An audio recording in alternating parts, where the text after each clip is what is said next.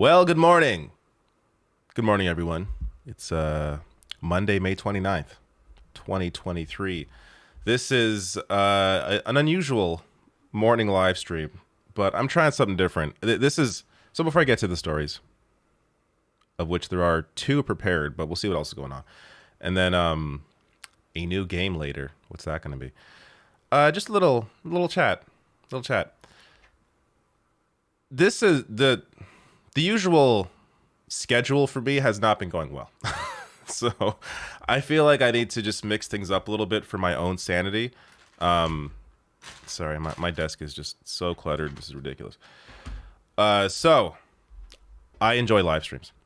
I enjoy talking about the news in a live format. But specific, like when it comes to deep dives on specific stories, I feel like at least recently, especially, there's been very few that have really interested me.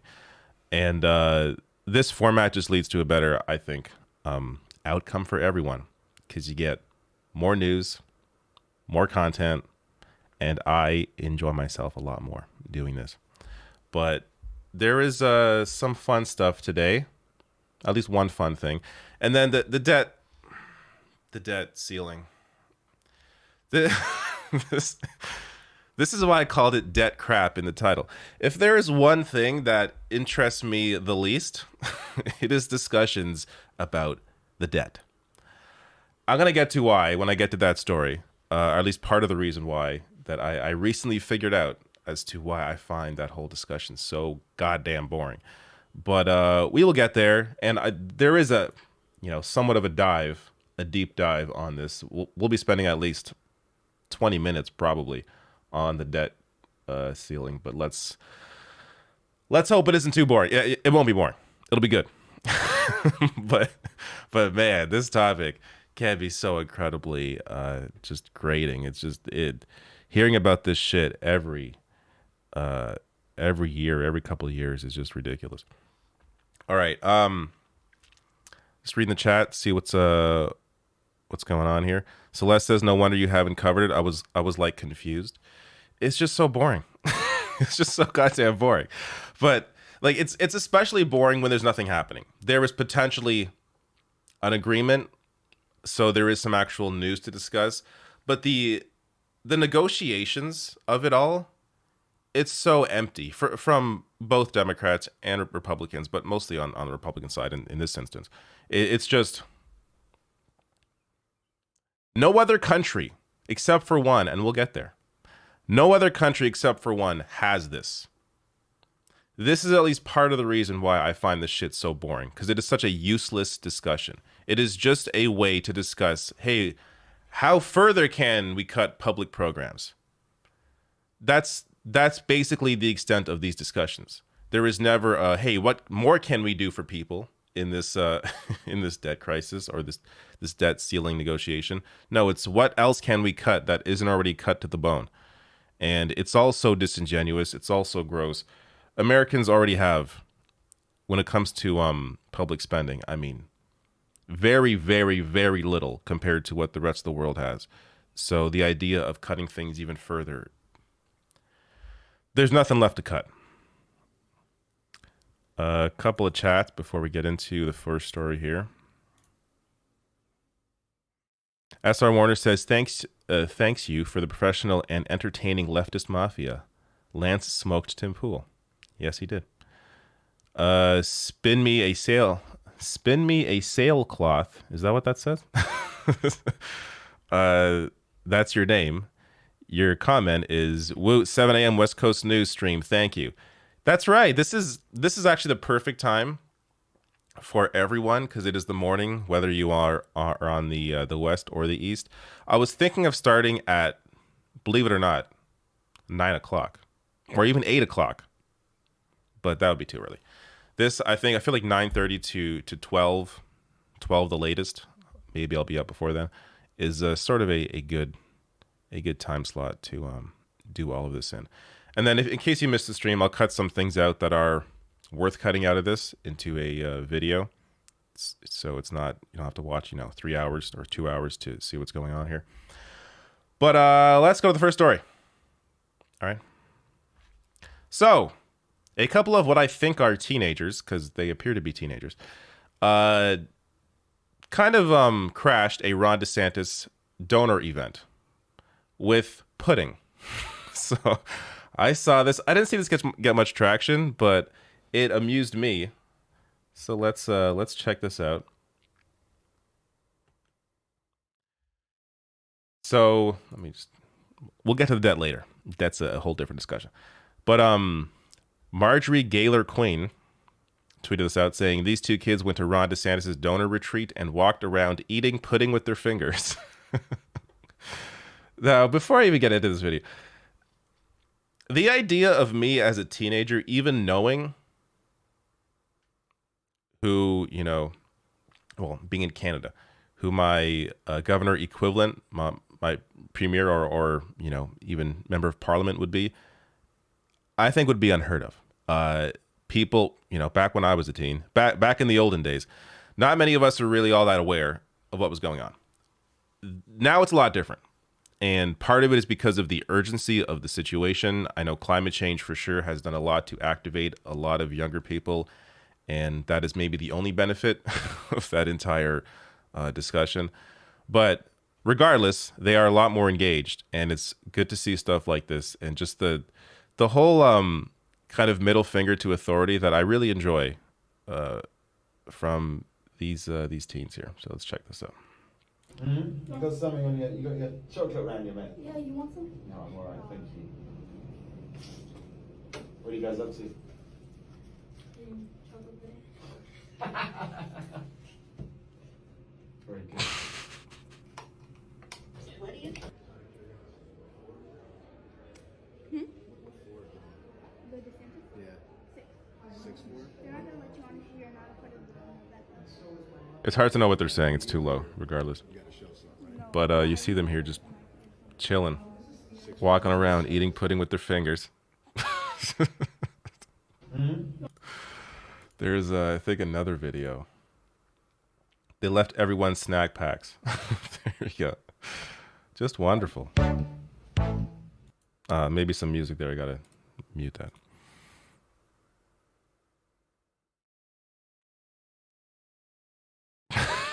What? Is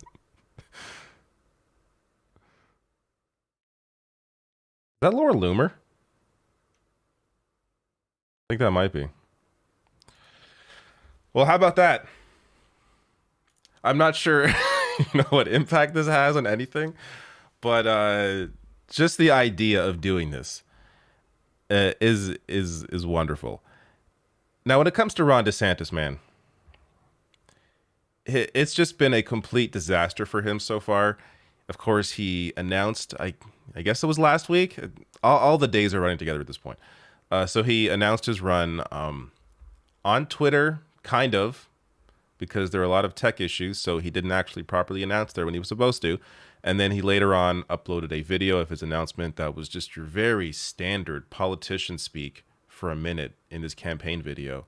I covered that both on Leftist Mafia. I think I played it in the initial video as well for his announcement. It's just very, very standard stuff, to the point that, it's possible Ron DeSantis may perform worse than people are even expecting, because he's coming out like Scott Walker or like, Jeb Bush. Like, it's not the campaign he's running, at least so far, and he's, to be fair, very early days, but the campaign he's running so far, he really does not appear to know how to separate himself from the pack. So when you have Trump, who clearly is separate from the pack in a variety of ways, and you have everyone else, you sort of have to do something to, rise above the rest of the pack. And DeSantis does not know how to do that. So he can try and grab headlines how he wants to, how he is in Florida with, the variety of terrible things he's passing there. But that doesn't translate to an actual campaign strategy. And we're seeing that right now with just the total flat announcement. But, when it comes to media, Fox News for sure is pushing DeSantis right now. There may be an impact of that, how the impact that has on the audience there. But Fox News is also losing viewers to a lot of more further right-wing outlets, or at least pro-MAGA, pro-Trump outlets. So it's hard to know the actual impact that a Fox News will have in the year 2023. It's not the same as back in 2015, 2016. That even to be fair, CNN also had an impact as well when they would just broadcast his rallies without any commentary at all. So it's a different time, and it's hard to sort of know what's going to happen with that. But what is clear is if it just comes down to Trump versus DeSantis or Trump versus everyone else, Trump knows how to get attention. He knows how to maintain the support throughout all of these years. If he still has supporters today, which he does, many of them, he has the entire base, why would he lose them going up until, the end of the primary?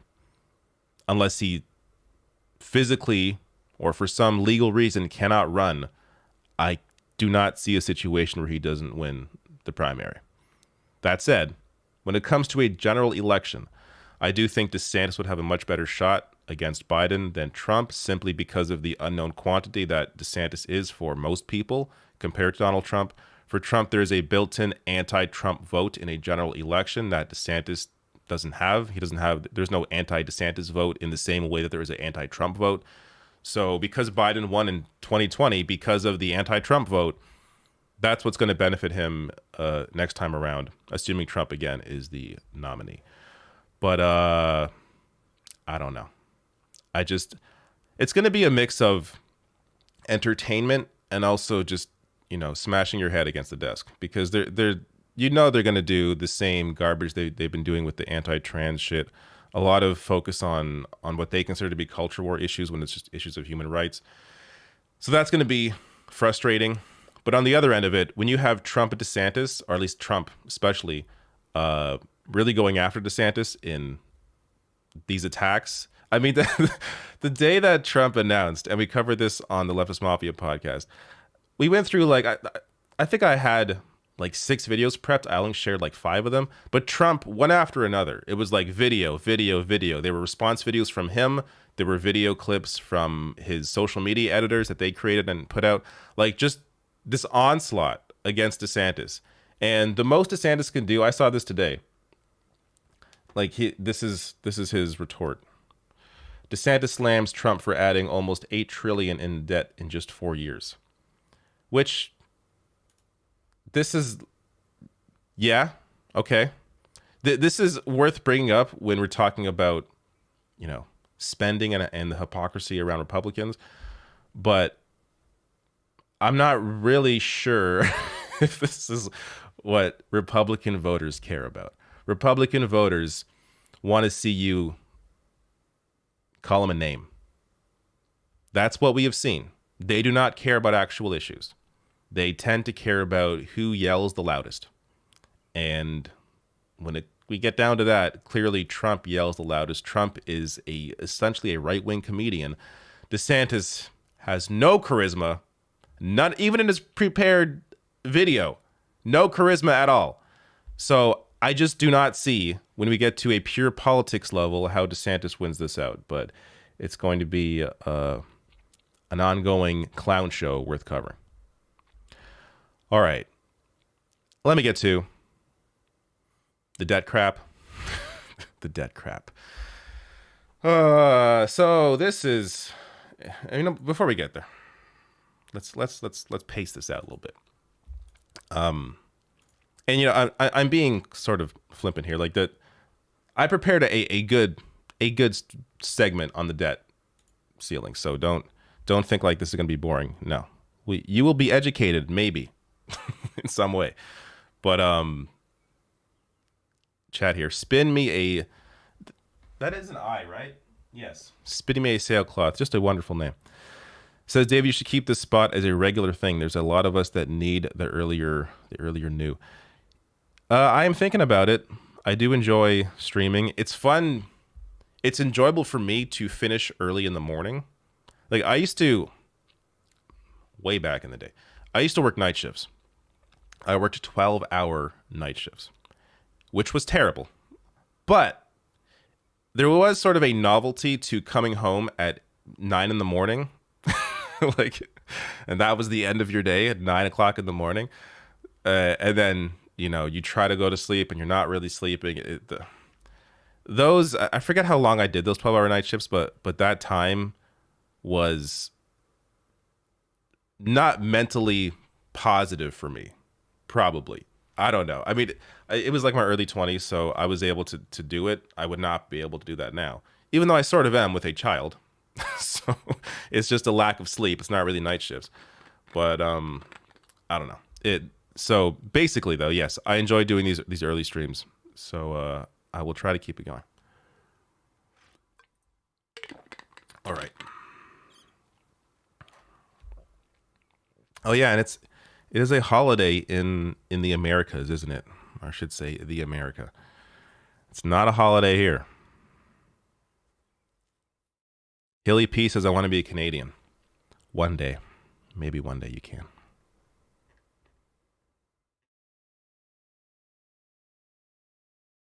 I want to see if the side chat works. Let me see this. So there should be at some point chat coming behind me.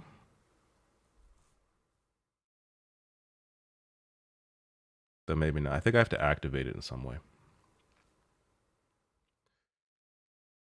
Well, let me check on one more thing. I am prepping the game I'm going to be playing later on. Make sure it's downloaded.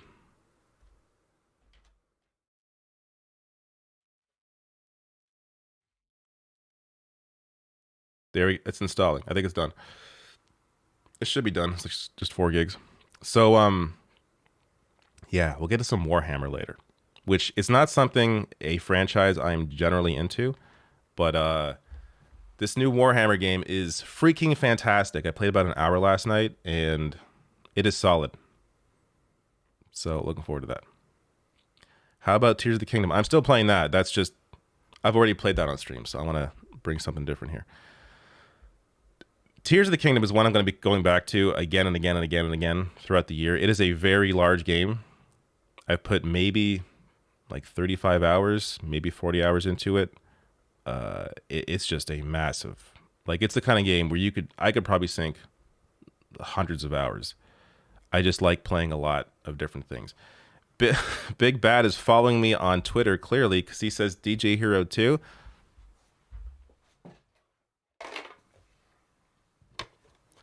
I found my DJ Hero controller.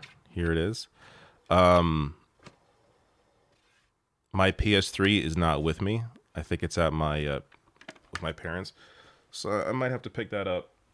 And then at some point do DJ Hero. Though that's going to be a copyright nightmare because not only like each song is a mashup of 2 songs. So if the copyright catches both copyrighted songs within the same sequence, it's just going to go crazy. So I don't know. It's something that maybe I could stick to Twitch and then just let Twitch, take the video down afterwards. But that game is so fun. I would contend that in terms of the peripheral-based music games, DJ Hero is the best one.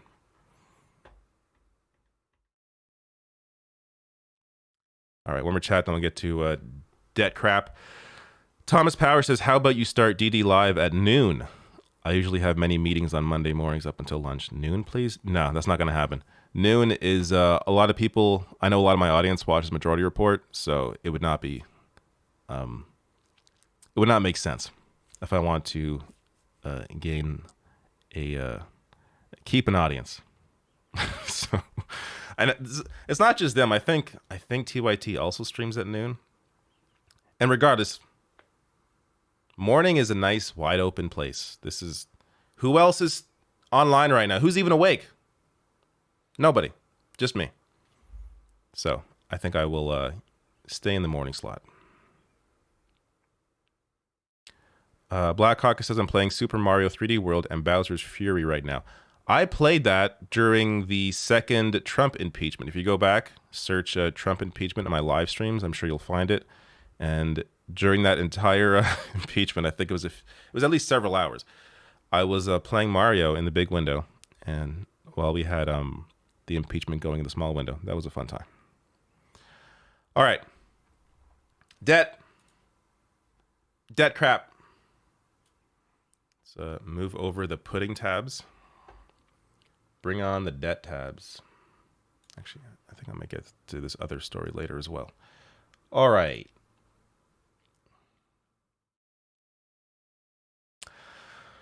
How to make this interesting. How to make this interesting.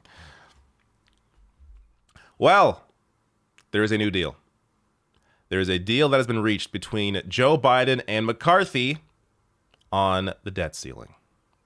Yes, everyone's favorite topic that is not boring at all has hopefully come to an end for the rest of time, or at least for the next 2 years.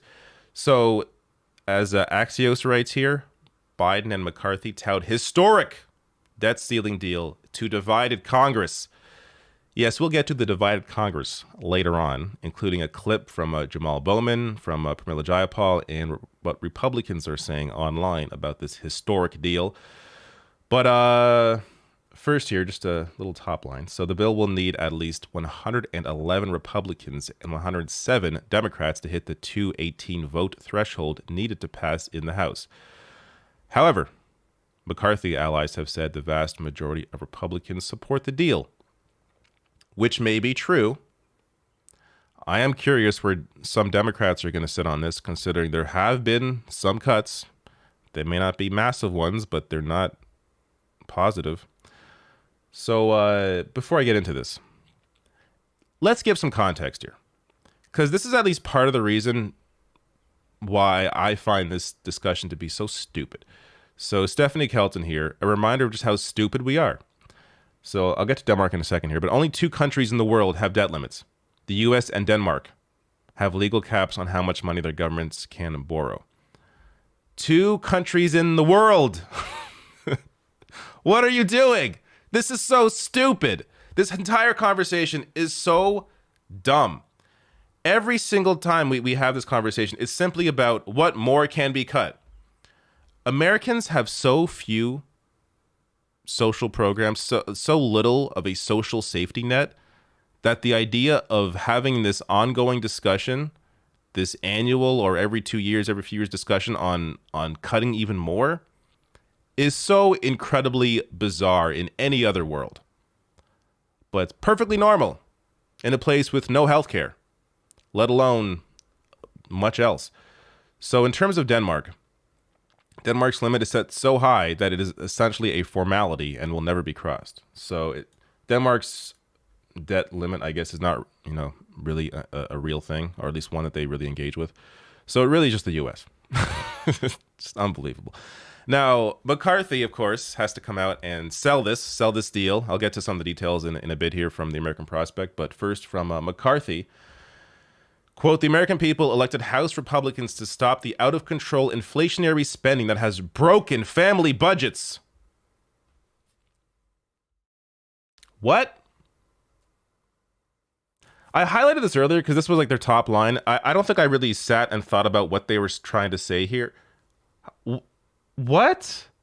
Broken whose family budget? What are you talking about? The idea that spending is the problem when, I don't have to reiterate myself, when there is very little spending in America, the idea that spending has broken family budgets is completely insane. Today, we secured a historic series of wins worthy of the American people. This is also why I hate this conversation, and maybe what has led partially to my mental health crisis when it comes to politics and news.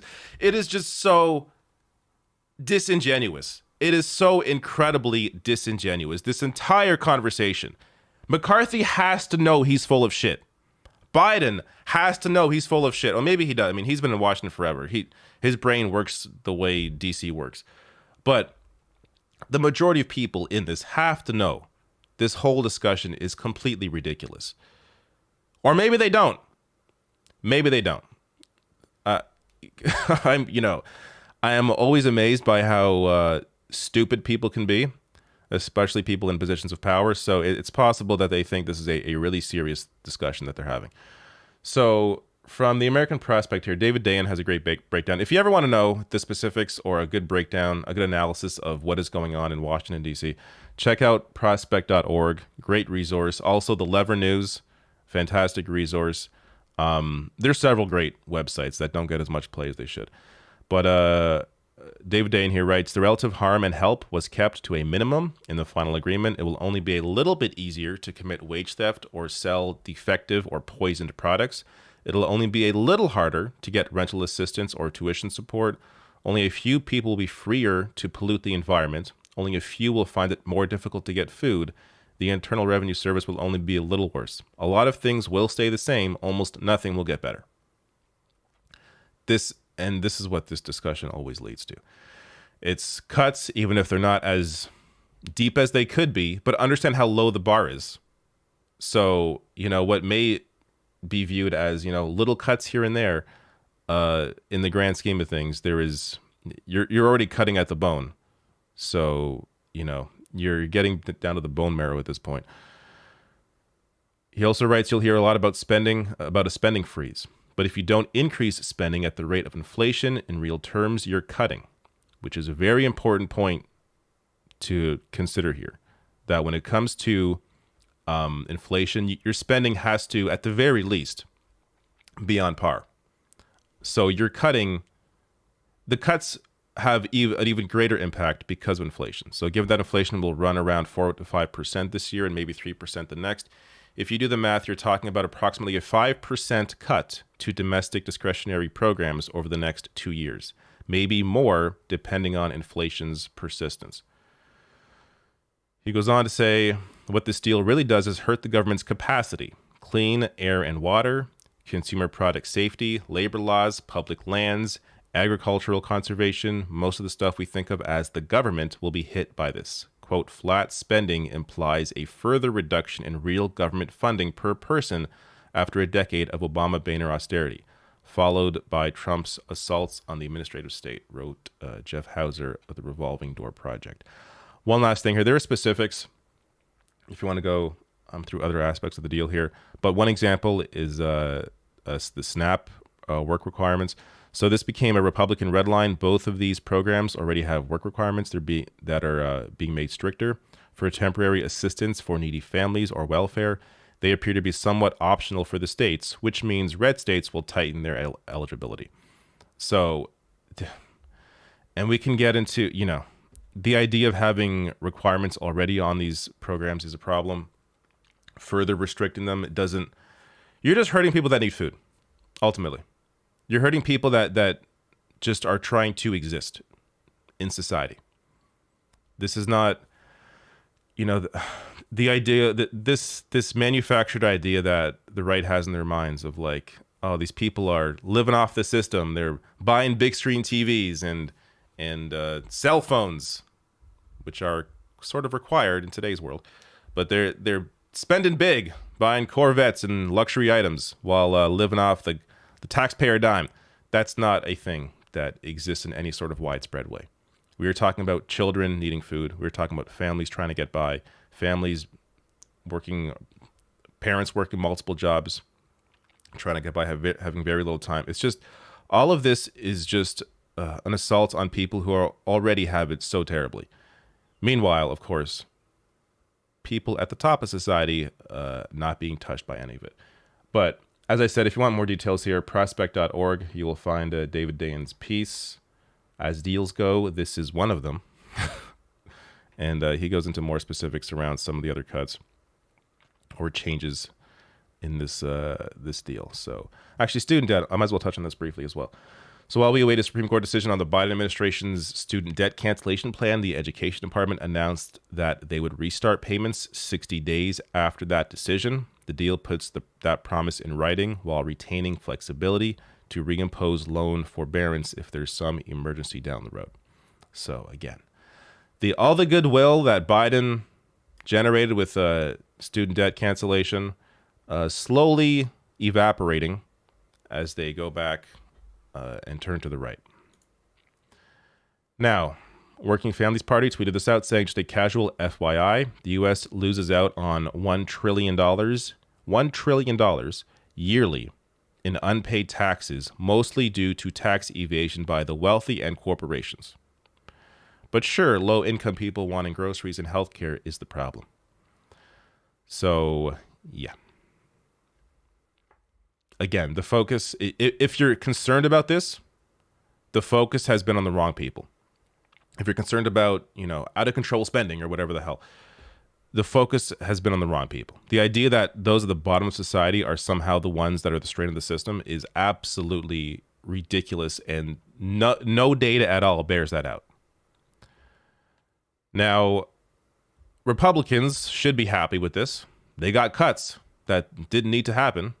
But no, of course, for many, it's not enough. House Republicans torch McCarthy. Did I say torch? Torch McCarthy over debt ceiling deal. Insanity. They're calling it insanity for getting cuts that they had no guarantee in even getting. Though, considering Biden's in the White House, there is sort of a guarantee that we get something. So there is a lot of replies here, or a lot of tweets from people. Let's just let's go through some of these. So Representative Ken Buck says, Ronald Reagan said, if you get 75 or 80% of what you were asking for, I say you take it and fight for the rest later. Speaker McCarthy's version, if you can get 5 or 6% of what you were asking for, you take the deal and claim victory. I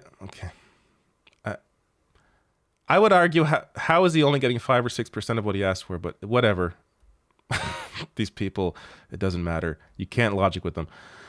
Congressman Bob Good says, I'm hearing the deal is for a $4 trillion increase in the debt limit. If that's true, I don't need to hear anything else. No one claiming to be a conservative could justify a yes vote. So you just default and have have the economy go into a free fall? Okay, sure. Ralph Norman says the deal is insanity. A $4 trillion debt ceiling increase with virtually no cuts is not what we agreed to. Not going to vote to bankrupt our country. The American people deserve better. Where was any of this while Trump was in office? Again, these are points that I don't even need to I shouldn't have to make, because at this point, anyone watching this channel, all of this should be obvious to you. But it's just it's so bad faith. This is why I say it's so hard following this discussion, because it's just completely disingenuous. And I am having a harder and harder time dealing with fake ass people. Chip Roy says, moreover, it accepts its spending levels. I mean, you can't make this crap up. That's to Dan Bishop, who also says, heard the call. Rhinos congratulating McCarthy for getting almost Zippo in exchange for $4 trillion debt ceiling hike was enough to make you barf. Actually, it's so bad. It's so bad they won't give a figure for the debt ceiling hike. Only that it's suspended till Q1 2025. Okay, whatever. Let's get to this loser. Lauren Boebert says, our base didn't volunteer, door knock, and fight so hard to get us the majority for this kind of compromise with Joe Biden. Didn't Lauren Boebert just barely win her race? Your base didn't really help you either. Our voters deserve better than this. We work for them. You can count on me as a no on this deal. We can do better. I do think that they have, here we go. So Taylor Greene, who's attached herself to McCarthy, what does she say? Democrats seem happy with Joe Biden's deal with McCarthy on the debt ceiling. Democrats seem happy with Biden's deal with McCarthy. So is she criticizing it? Oh no, she's being sarcastic. I assume this is a Democrat.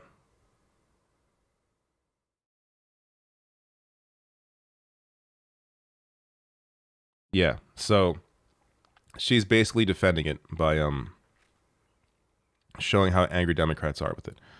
I mean, if you're going to attach yourself to McCarthy, I guess that's one way to do it. All right.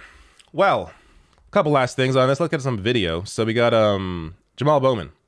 I have not watched this, but we will see. Frustrated with Biden's debt talks. Why are we negotiating with the economic terrorists? All right. Good point. Let's see. Negotiations between the House Republican leaders and the White. We get an ad.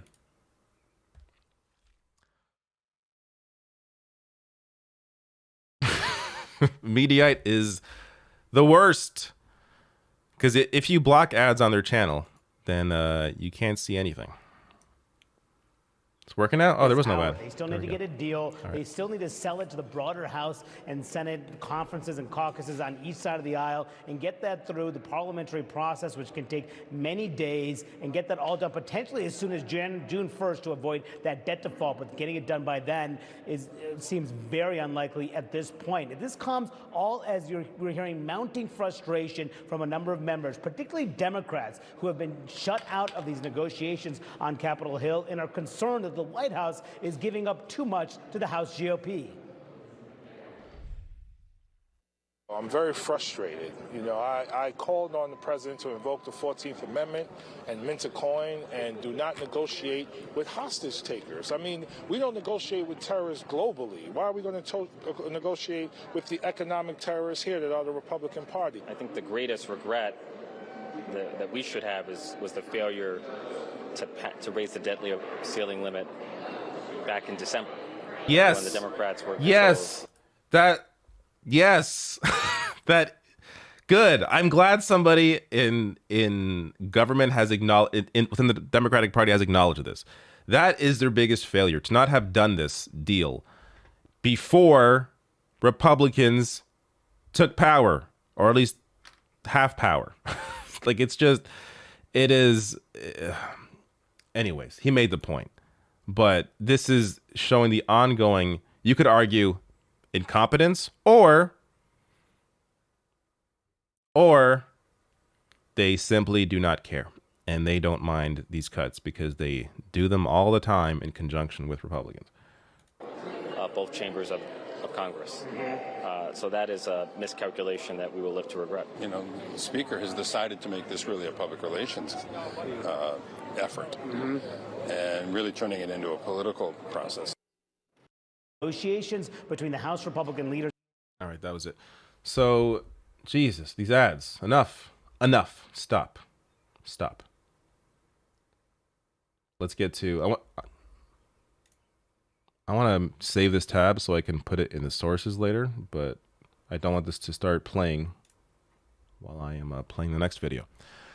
All right, last one here. So this is Pramila Jayapal, as you will see. This is not Pramila Jayapal, clearly, but Jayapal will be here. Discuss. No, this is 9 minutes long. I may skip through this. We'll see what happens. I now turn to Congresswoman and Progressive Caucus Chair Pramila Jayapal, who has had concerns about some of the measures that end up in this bill. Congressman, thanks so much. And we'll still vote for it, I'm sure. Congresswoman, so the specific legislative language still being worked on. President Biden says this agreement is a compromise, which means not everyone gets what they want. You just heard Congressman Johnson say Democrats didn't get anything in the deal. Are you going to support it? He also said that he thinks you're going to vote against it. How are you going to vote? Well, I don't know yet, Jake, because I haven't seen the text. You know I'm not a big fan of in principle or frameworks. That's always, a problem if you can't see the exact legislative text. And we're all trying to wade through spin right now. I think that's certainly what you heard from my good colleague on the other side of the aisle is a lot of spin. But I think it's going to come down to what the legislative text is. I think at the end of the day, though, the American people have to understand that we are at the brink of default. We don't have a deal yet. We're not sure how many Republican votes can be produced. And it is all because Republicans said that they wanted to cut the deficit. And let's be clear that what they got from this was not that. They may have gotten other things. I'm not happy with some of the things I'm hearing about, but they are not cutting the deficit and they are not cutting spending, because if you think about the fact that they've agreed to increase Pentagon spending, number one, they've agreed to increase VA spending, number two, and while there are some fiscal calculations that are being made around what non-defense discretionary spending is, and by the way, for people that are listening to that, that's a lot of mumbo jumbo. That's basic spending on things like healthcare, education, childcare. All the things you care about is what Republicans want to cut. And they even took back $10 billion from the IRS that was supposed to go to taking on wealthy tax cheats in order to make regular Americans pay for wealthy people to be able to continue to get tax breaks. So I think that, you got to ask yourself, What was all the drama for? Because they didn't get what they said they wanted. We knew that was never actually what was on the table. So the deal, as you know, expands food stamp work requirements for able-bodied adults under 55 who do not have dependents. This goes throughout 2030. This excludes veterans and those experiencing homelessness. You have said that your caucus would not support a bill with work requirements that, quote, hurt poor people. Does this deal do that? Is this a deal breaker for you? I don't know, because I haven't seen the language. And what, first of all, let me say. This progressive caucus, led by Jayapal, this does not, when you don't hold your word to anything, as they haven't, to be fair, as the leadership of this caucus hasn't, they're never going to take you seriously. And we're seeing another example of that here. So they have expanded work requirements, which was apparently a red line for the caucus. And now, I don't know, I haven't seen the text. They're gonna find some way around it because they don't want to be blamed. This is in their minds. They don't want to be blamed by the press for being the ones that caused this collapse, at the same time, they also don't want to be seen as working with the far right in taking down this deal. So they're going to capitulate again. And, you know, it's, you could argue it's a tough situation because they are in the position of caring. They're in the position of having more knowledge, or I shouldn't even say more knowledge because we don't even know if that's the case. But they're in the position of not wanting society to catch completely on fire. So they're always going to default to being on the side of being more cautious than throwing things to the wind and seeing where the chips fall, as we see with the far right within the Republican Party. So that's always the battle that they're going to be in. Is they're never going to be as willing to commit to insanity in a different kind of way as the far right is. So they're never going to actually follow through in any of their promises, because at the end of the day, if it comes down to their vote and a potential collapse is on them, they will cave to whatever cuts are being made. Let's get a little bit more of this, and then Biden's reaction and a question from the media that he was asked as well. Say, terrible policy, absolutely terrible policy, does not reduce spending. Actually, by some estimates, creates a burden on administrative spending that is actually worse for the overall cost of a program like that. Number two, it is about people who are hungry, people who just need a little bit of temporary assistance. And we are one of the only countries in the world, if not the only country in the world, that is an industrialized country that puts any requirements on people who just want food. So very bad policy, does not save money, and by the way, does not work.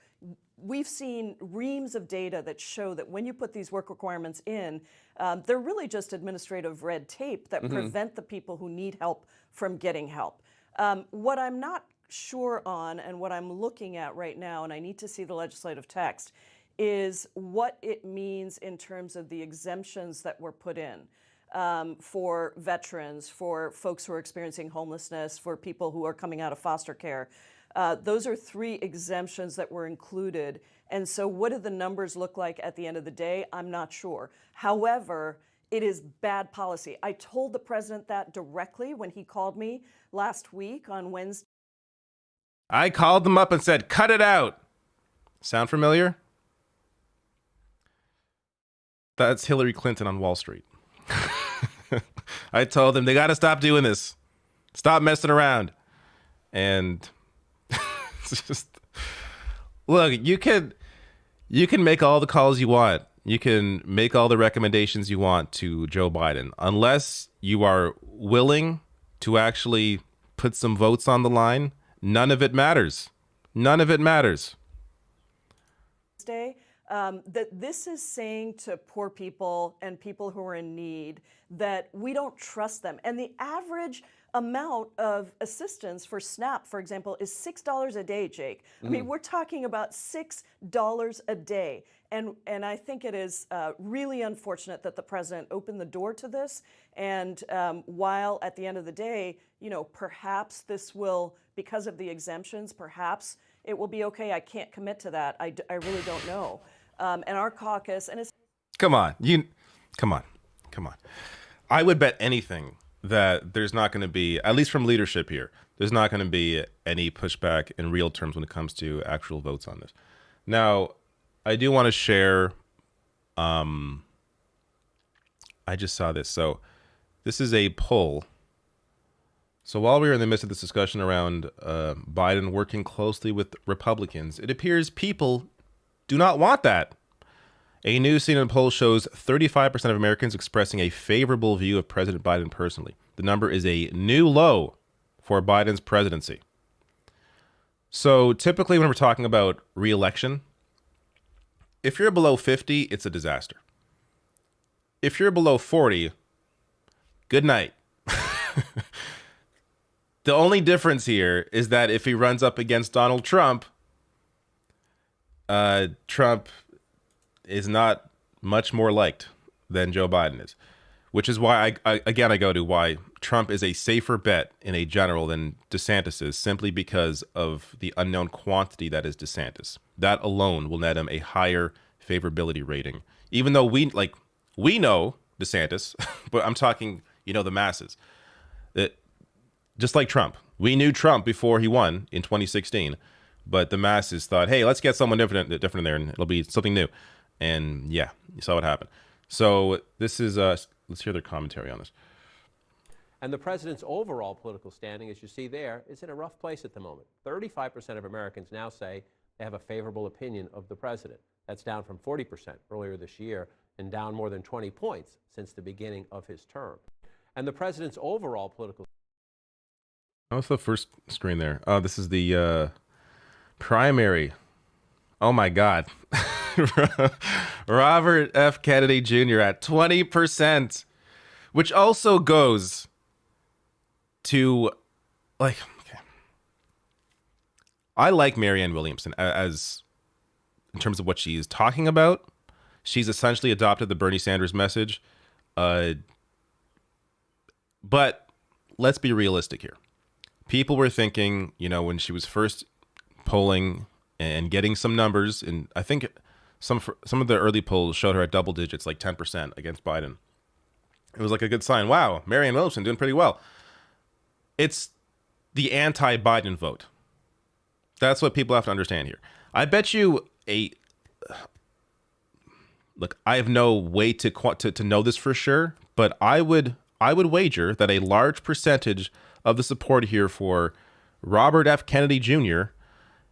have no idea that he is very anti-vax, have no idea that he has recently been buddying up with some right-wing donors. I bet that they have no clue. So these are... The reason why Kennedy is so much higher here than Williamson is because his last name is Kennedy. He is a Kennedy. I believe he's Bobby Kennedy's youngest son, I think. So that's why you're seeing 20% here. That's the only reason. He's a Kennedy and he's the anti-Biden vote.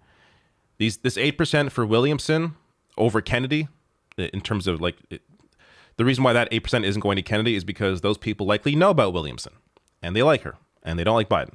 So that's why she's getting that 8%. So I would say that 8% is probably a real 8%, at least close to it. Whereas Kennedy's, because it is so high, come on. I don't think it's because they're really excited about his right-wing anti-vax platform. So this is just not a good situation for Joe Biden. And I just want to get to this. There was this question posed to him during the announcement of the deal here. So reporter says, Mr. President, you said at the beginning the debt ceiling was non-negotiable, but isn't that what you've just done here? President, you said at the beginning that the debt ceiling was not negotiable. Isn't that what you've just done here? And isn't that what You guys, look, we're not negotiating the debt ceiling. Here's the deal. They passed, they said Why is it so low? they passed the debt. Give me a second. Let's raise the volume here. Ceiling. And they done here. And isn't that what you guys, look, we're not negotiating the debt ceiling. Here's the deal. They passed, they said they passed the debt ceiling, and they said they'd only do it on condition that it have all these cuts in it. I said, I'm not going to do that. You pass the debt ceiling, period. I'll negotiate with you on the cuts. What you say, what's going to happen, what the budget's going to look like. That's what we are negotiating in order to get to them deciding that they're going to go along with a new debt ceiling. What? What? Okay, so he's saying that the debt ceiling was non-negotiable in the sense that we were definitely going to pass something regardless, that basically default was not in the cards, was not going to happen. I was against that. But in order to get to that place, you have to as you did. I mean, you don't have to. You could use the 14th Amendment, and that's a whole different discussion here. But if you're going to go down this path of working with the right to ensure that you raise the debt ceiling, then you have to negotiate. Again, the only way that Biden would actually be keeping his word here is if he used the 14th Amendment and just got around this whole discussion because it's so goddamn stupid and just raise the debt ceiling because that's what you are supposed to be allowed to do, regardless of any agreement happening in Congress. But let's see if he makes any more sense in the last half of this.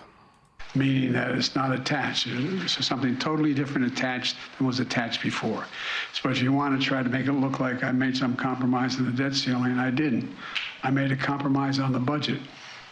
That's what they wanted, is you to make a compromise on the budget, and that's what you've done, even though you haven't gone as far as they wanted. Isn't that right? Sure, yeah.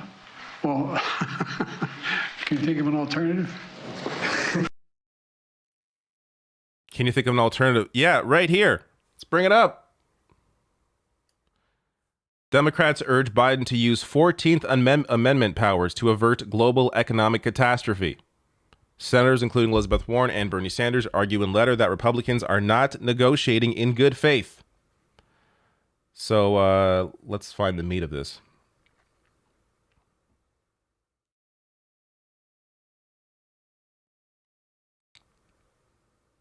All right. The letter has been circulated among lawmakers at a time when Biden has repeatedly signaled some support to compromise on work requirements, which he did. Democrats are increasingly concerned about what those negotiations could look like and are looking to the 14th Amendment, a U.S. Civil War-era addition to the Constitution, which states that the validity of public debt shall not be questioned. This could potentially allow Biden to override Congress on the grounds that their failure to raise the debt ceiling is unconstitutional. You can guarantee if Bernie Sanders was president, this is what he would be doing. But you have the ultimate compromiser, Joe Biden, as president, and it's a little different. So, what else? Anything else worth?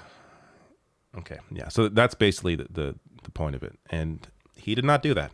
He had the other route that he claims he didn't have, and he did not use it. All right. That's the debt ceiling. Enough of this crap. I saw something else as I was watching, or as we were all watching that Jayapal video that I want to share, because I'm curious what this is all about.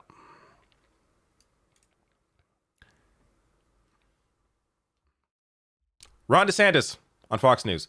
He was asked about why doesn't he just wait until after Trump's second term to run for president?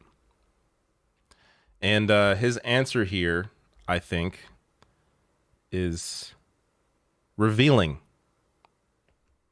in for lack of a better term. Let's see what he has to say. Republicans, most of the people that support you probably. Oh my God! All right, look. If you're gonna upload a video, recount to Twitter or anybody else, you have to ensure that you are peaking at -6 dB, because so many of these videos I see are so goddamn low, and I don't really understand why. Okay. Republicans, most of the people that support you probably voted for President Trump twice. And the first comment I hear over and over again is, why doesn't Ron DeSantis wait for President Trump's second term and then run? And what is your best answer to that? Why is right now the time for Ron DeSantis to run for president? Because everyone knows if I'm the nominee, I will beat Biden and I will serve 2 terms, and I will be able to destroy leftism in this country and leave woke ideology on the dustbin of history. Republicans, most of the people. I wish that went on. I want to see what comes after that.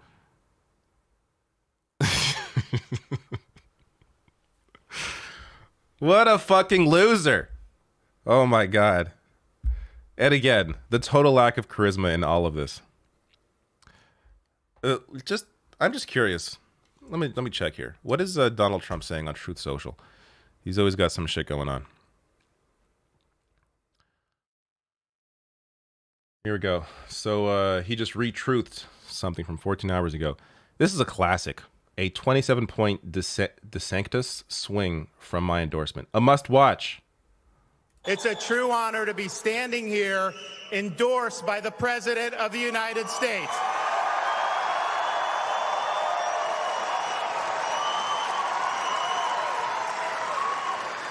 Is this the endorsement? I appreciate your support, Mr. President, but I appreciate more the leadership you're showing for our great country. More song realistic for the state. It's just DeSantis. It's just playing DeSantis' congratulating or thanking Trump for the endorsement. Okay. This is an hour ago. DeSanctimonious should have read this long ago posted truth. Disney has been so this long ago posted truth from 19 hours ago. So what? Okay. This is long ago. Here's Trump's truth from long ago, 19 hours ago. Disney has become a woke and disgusting shadow of its former self, with people actually hating it. Must go back to what it once was, or the market will do irreparable damage. Irreparable damage. This all happened during the governorship of Rob. He's calling him Rob now, by the way. I'm not sure what this is all about. Rob DeSanctimonious. Instead of complaining now for public reasons only, for publicity reasons only, he should have stopped it long ago. Would have been easy to do. Still is. Okay. The whole Disney stuff is so uninteresting to me because Disney is not a great corporation and DeSantis is a terrible person. There's no winning there. More, an hour ago. Ron DeSanctimonious just stated without maybe this is on Disney. Okay. I thought this is maybe replying to what he just said in that clip. But without correction on Fox and Friends that I was backing Disney. Wrong. Fox should have read my posted truth on Disney. But that's not the game they play. Also in the polls, I am beating Biden by a lot. Rob isn't. Also, way up on Ron. Check out the DeSantis speech at the Trump rally. Okay, we saw that already.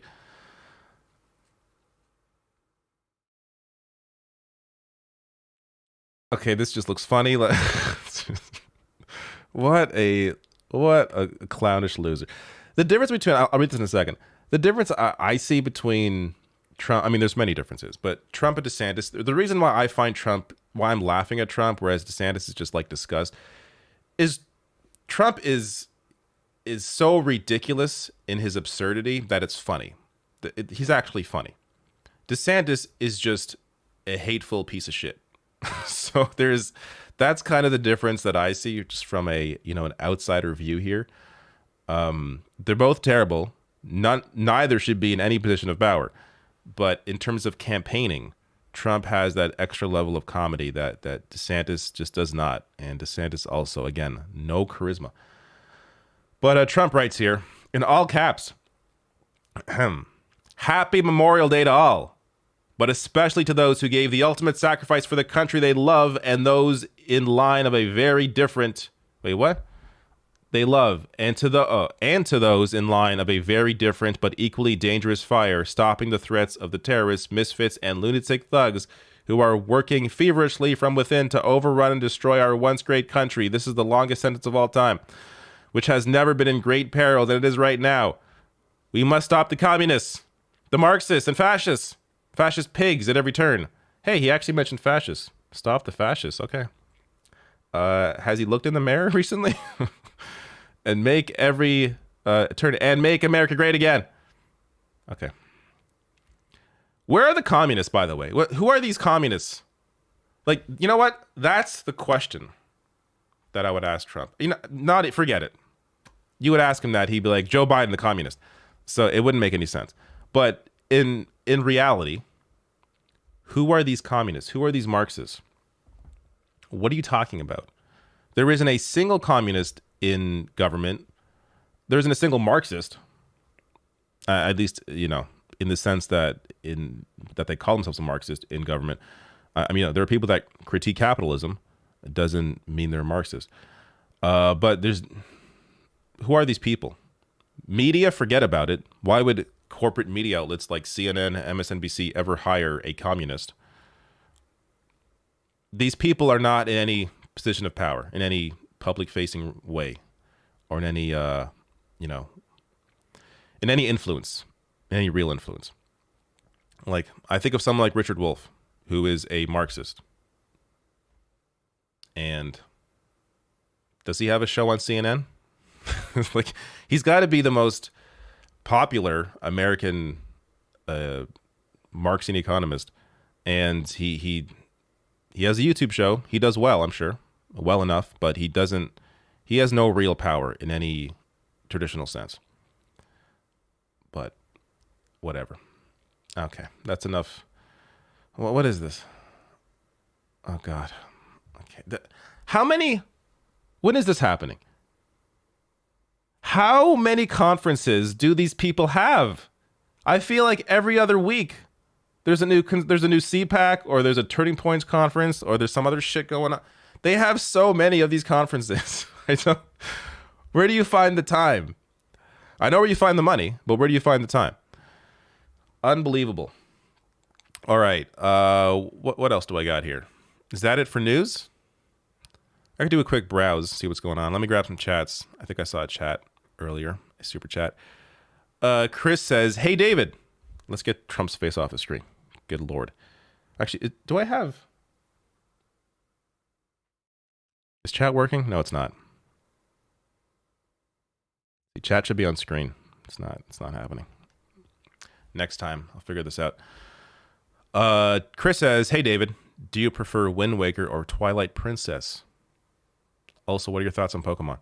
I prefer Wind Waker. The art style alone, for me, is sort of... like those two games are structured very similarly, and I just prefer the art style in Wind Waker. And what are your thoughts on Pokemon? I grew up playing a bit of Pokemon. I'm not sure if I've ever actually beaten a Pokemon game. I have actually. This is so funny that you're mentioning this. This is on my desk because everything's on my desk right now. Pokemon Yellow. Look at that. Green screen's apparently impacting it. Pokemon Yellow. I'm not sure why this is on my desk, but I have not been playing it. There's no batteries in this, but here it is. But I played a bit of that. I haven't played the new one, or actually, there's two new ones that I haven't played. But Arceus is one that I want to play, and then the newer one that is supposed to be like a traditional but open world Pokemon game. I have not played that either, largely because of all the bugs I was hearing about. Because otherwise, it sounded pretty fun. But I'm not huge into Pokemon, though I'm nothing against it. There's just a lot of stuff out there that I want to play. And I also recently found, because my parents dropped off some boxes of my stuff, and found my PSP. So I've been loading some things on there. It is very, very easy to hack a PSP now. So some games you can no longer buy in any legal way anymore, I put on there. That I own on UMDs, don't worry. But been playing some Fate Extra, which is not something I really ever thought I would be playing, but it's pretty good. And I also want to jump into Final Fantasy Tactics when I can. Here's the problem right now. There are too many games, and as a massive gamer into a lot of different genres, it is overwhelming. But that said, it is time to play some games. So, I will chat throughout. Give me some topics. Let's talk about stuff. But let's see if this is running. It appears to be running fine. I will say, for some reason, the last time, and this has happened a couple times, I think, but the last time I streamed a game with this monitor still attached to the computer, which it currently is, the stream crashed after an hour. I'm not sure why.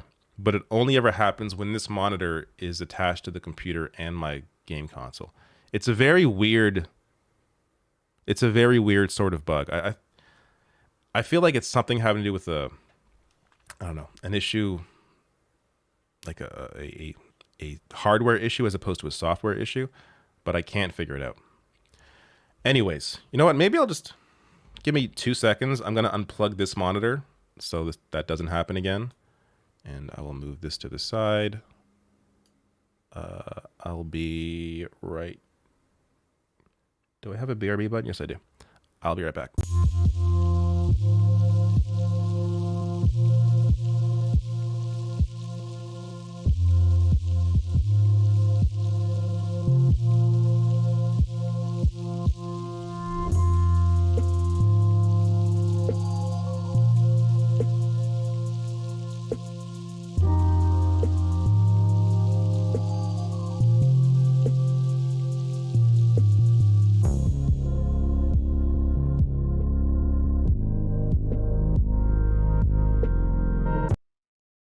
Working still? Fantastic. All right, there we go. So I will put this around here so I can still see the chat. All right, this is working. Let's see if the audio on this game is working. It appears to be. All right, cool. So first of all, let me back out of this menu here. So, Warhammer 40,000 bolt gun. Now, Warhammer is I'm not sure how old this whole world, this franchise is, but it goes back decades at least. There is a lot to this. There's a whole lore. There's like figurines. I know my cousin was into that stuff for a while, but I never really got into it. Regardless, there's a backstory to this Warhammer stuff. There are diehard people into it. I don't know that world. That said, there have been a couple of really good games from this Warhammer franchise, and you don't have to know anything about Warhammer to really enjoy them. The one that I actually kind of worked on, not really, but kind of, was Warhammer Space Marine. So when that game was coming out, I was working at a graphics card manufacturer, and we had a marketing partnership with them. So I worked a bit in that marketing partnership on Warhammer Space Marine. And this bolt gun is apparently kind of a sequel, is my understanding of it. But again, the story here, I mean, there's a story, but at least in terms of this game, is not. This is what they call either a doomer shooter or a boomer shooter. I prefer doomer shooter because it's Doom-like in its execution, whereas I get the idea behind the word boomer shooter, but the reality is a lot of actual boomers were fighting against the existence of a game like Doom back in the 90s. It was more, a Gen X thing at the time. So to call it a boomer shooter isn't necessarily historically accurate, but whatever. Doesn't really matter. But you're going to see what I mean. The whole aesthetic of this game is very, very Doom, very Quake. Very classic Doom 90s Quake. So it is syncing my save data. Good. This is published by Focus Entertainment. And actually, who is the developer on this? Let me check that out.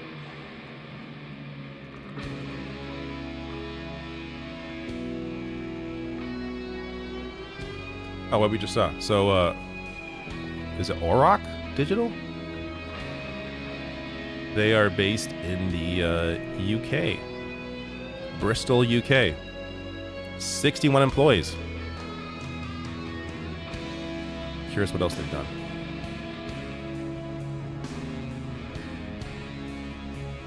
Alright, so a lot of games I have not heard of. A lot of PC games. Yeah, a lot of smaller stuff. So this appears to be really their last game was Brewmaster Beer Brewing Simulator. So their last game was a beer brewing simulator. This is audio too loud. Let me turn this down. So this is a much different sort of thing, clearly. But this game is freaking great. As someone, again, who doesn't know much about Warhammer, this is just pure fun. If you've played Proteus, that's another sort of boomer/doomer shooter. It gives me that kind of feeling. But see, look, this aesthetic is like a sort of a 90s aesthetic here. I'm seeing a weird... Are you seeing tearing? Or that's the lighting? Is that the lighting? I'm seeing a weird vertical whatever. It's more noticeable on my monitor than it is on this monitor here. Okay. Anyways, the whole aesthetic is very, 90s Doom Quake-esque, which I was a little young for those games, but I did get into what was it, Quake 3 Arena in the late 90s. Played a bit of that in my early teen years, but I feel like that I'm having more fun with these sorts of games now than I ever did when they were new.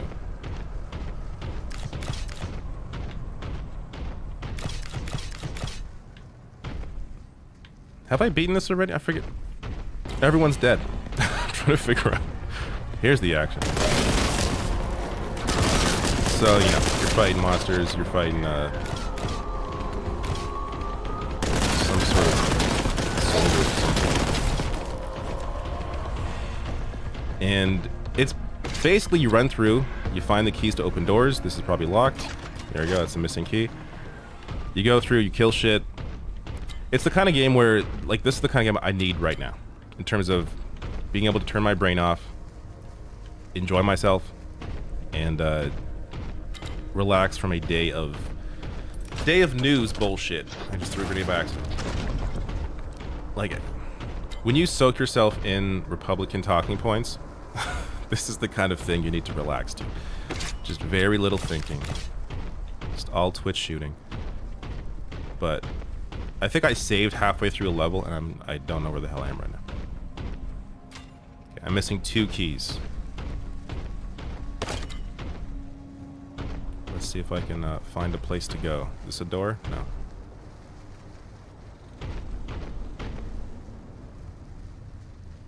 Kyle Williams says, oh wait, David is a 40K fan? No, I don't know about... Maybe I would be. Maybe I would be. But I don't know anything about anything. All I know is that this is supposed to be somewhat of a sequel to Warhammer Space Marine. Or sorry, Warhammer 40K Space Marine. My understanding is it matters whether or not I mentioned 40K or not. Here we go. So I'm playing on medium, which is so far, I think I died once, but it was mostly because I got super high and started playing. I just could not.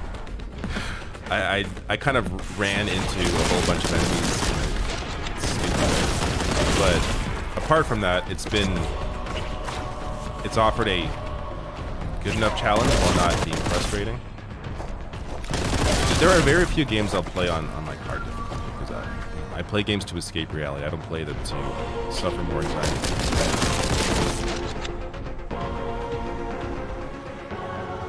That's where games like Dark Souls always sort of lost me. Is I'm so afraid of playing them.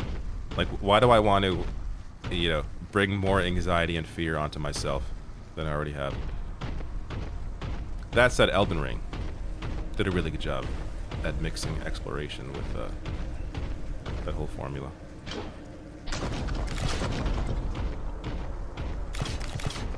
Speaking of which, though, Tears of the Kingdom, in my opinion, is sort of does what Elden Ring does in some ways, but much better in terms of the exploration aspect of it. And that's just like my opinion, like the way I enjoy games, because I mean, it's because Elden Ring is a game where you walk somewhere wrong and you die immediately. Zelda doesn't really have that. I mean, it kind of has that, but not in the same way.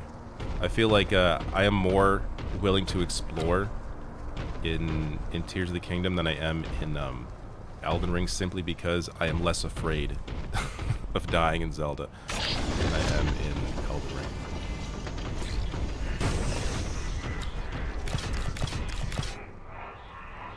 Blackhawk says Amnesia, Dark Descent, and Rebirth are so scary it's impossible to play them alone at night with the lights off. Yeah, see, I haven't played them for that reason. I just can't. The only horror game that I can think of that I really enjoyed and actually finished is Dead Space Remake, which came out this year. And I never played the original for that very reason. I don't care for horror games. But I gave Dead Space a shot, and Dead Space is freaking amazing. Like, it is such a well-designed game that I was able to get around the horror aspect of it by, yeah, the chainsaw on his face.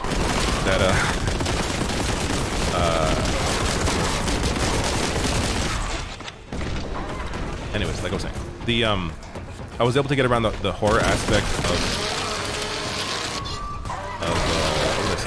what was I saying? What was I even saying? Oh, Dead Space.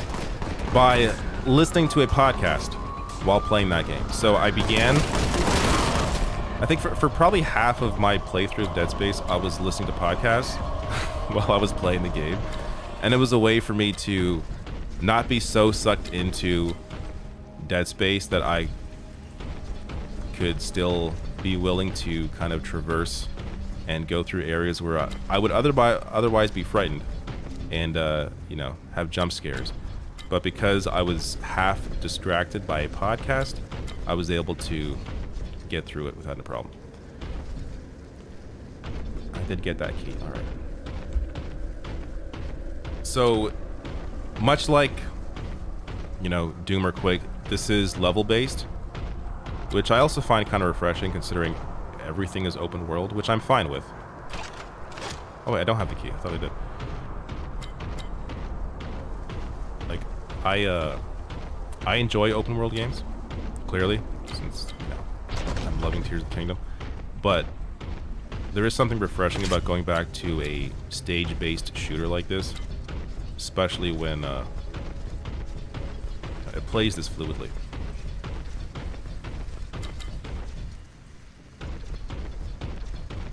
Alright, I was down here.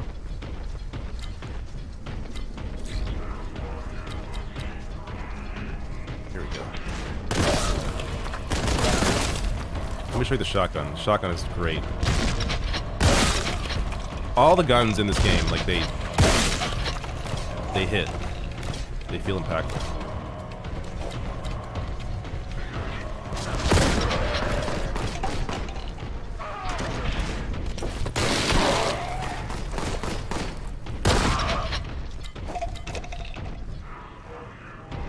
And also at the end of every stage there is a tally on how many enemies you killed. So there's always, the goal to kind of go back and get every enemy and find every secret.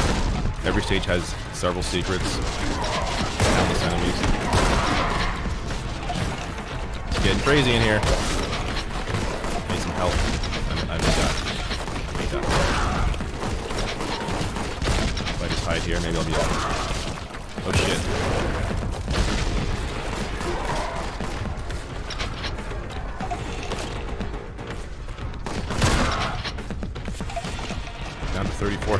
good.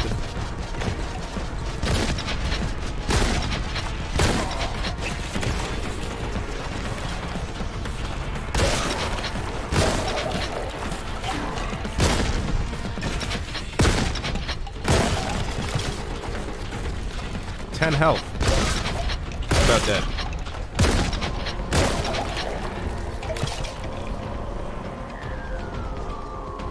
I've been reckless. That's the problem here. David, do you know what character you are, playing or faction? I have no idea.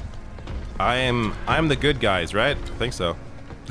Whoever the good guys are. I'm on the side of the Space Marines. I mean, this game for me, story, and to be fair, most games, story is very much secondary. The only genre where story for me really matters tends to be turn-based RPGs, because there are many of those, and you need a good battle system. Missing key.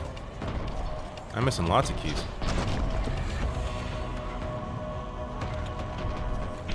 But like an RPG, you need the story to carry you through. When it comes to a Twitch shooter like this,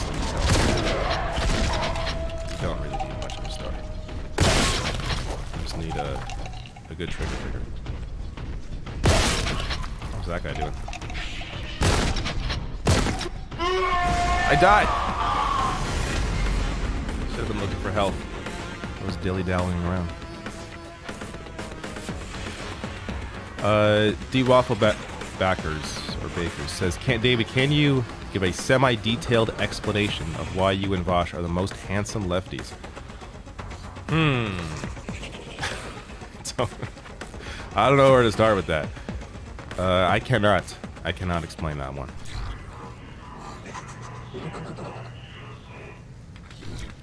Kyle says, gun feel in games is a wild thing and makes or breaks games. It can make okay games addicting. 100%. Though, as someone who, I don't get free game codes, so I tend to just play games that I want to play. I have not felt what it's like to play a terrible shooter for a while. I heard that there's that one that came out recently, Rockay City. That one, I heard that has terrible shooting. That got bad reviews.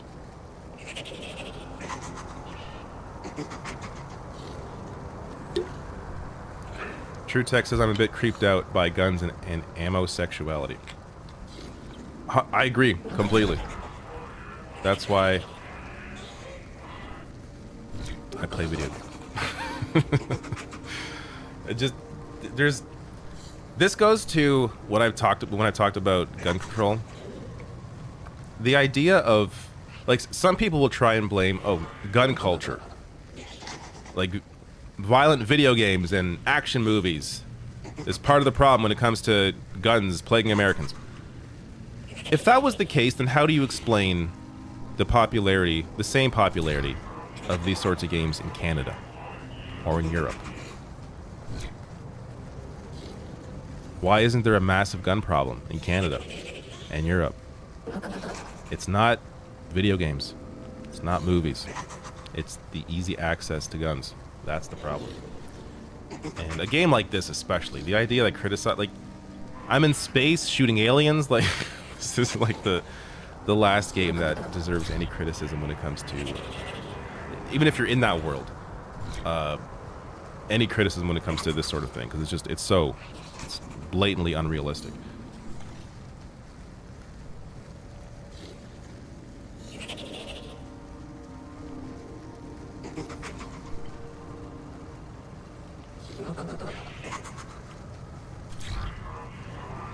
Let's check in chat.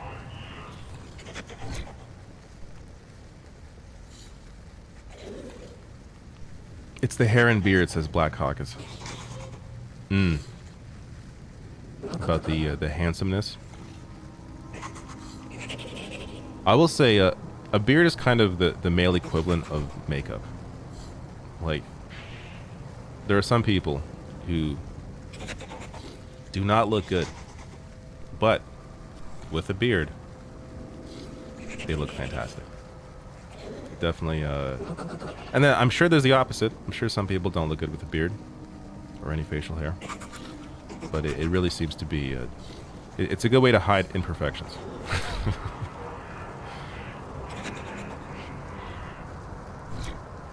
Alright, let's get to more of this. Hopefully I didn't load too far back. Okay, 194, still got some good health. Who just shot me?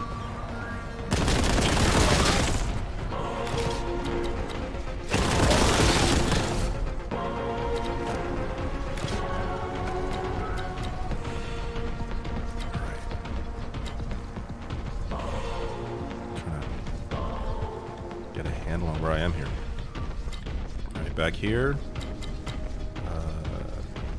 Yes, I think.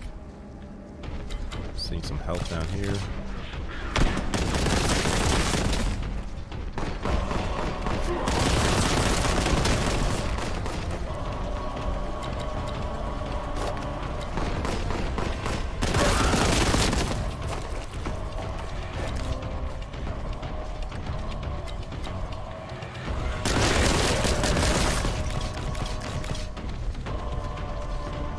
Switzerland had similar gun ownership rates to the US, but has far, far lower gun violence issue. Ammo is tightly controlled by gun clubs, though, and you can only get ammo if you're a member. Well, there you go. I mean, that's gun control. Which also goes to showing you that you can have a society where if you want a gun, you can own a gun. Canada, if you want a gun, you can own a gun. But there are background checks, there's training, required background checks, required training. There's a 30-day waiting period. They look into your background. They actually call your current partners or current partners, if you're into that kind of thing, or former partners, to ensure you're not someone who's, you know, going to commit domestic violence. There is a very deep and detailed process, as there should be, when it comes to wanting to own a violent, you know, a violent item that's only purpose is to hurt things.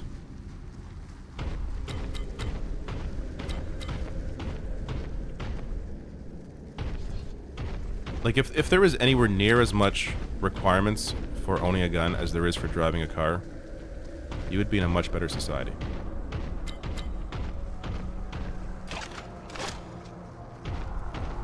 Like, I always laugh when gun nuts try to say, well, if you're gonna ban guns, why don't you ban cars?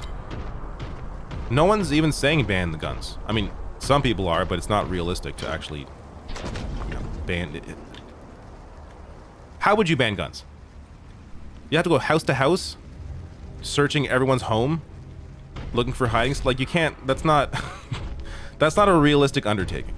What is a realistic undertaking is a new set of regulations around how people can purchase and operate firearms. So no one is looking to take your guns away, as no one's looking to take cars away. But there is a process in which you need a license to drive a vehicle. Why doesn't that same process apply to gun ownership? And by the way, it should be, of course, a stricter process. Because, again, guns have one purpose. Cars have, you know, the obvious purpose of getting somewhere. Alright, I'm back here again. I don't have the key I need. So, I gotta go back in here where I died. Wait, is this where I died? I think.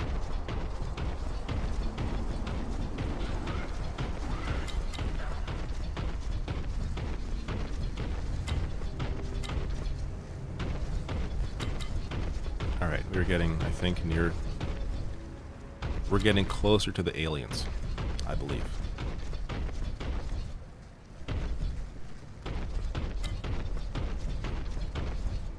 It does seem like a bit of a maze, but... There we go.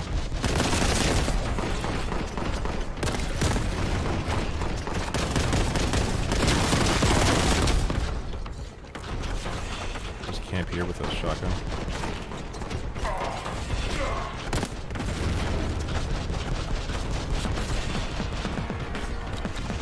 I don't want to die.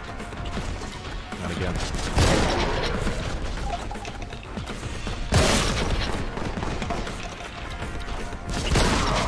Man.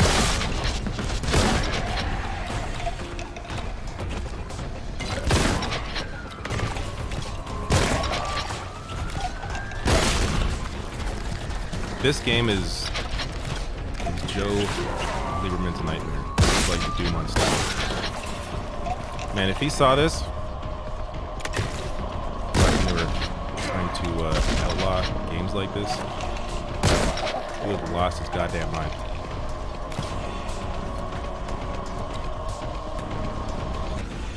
Speaking of violence, have you seen the new Mortal Kombat trailer? Holy shit.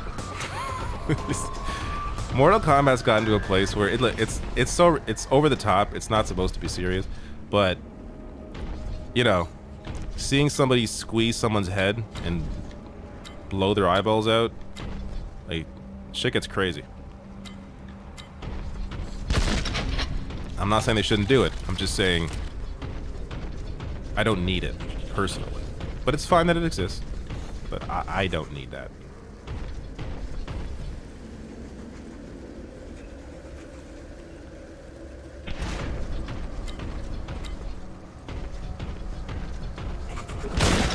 Alright, more freaks down here. You freaks! Down to 100. Oh, I'm just terrible at shooting.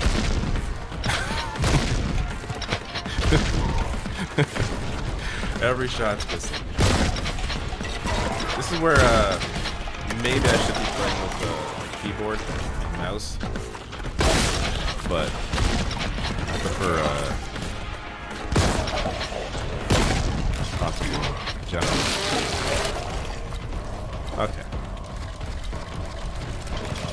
29 health. All right, I can't do no.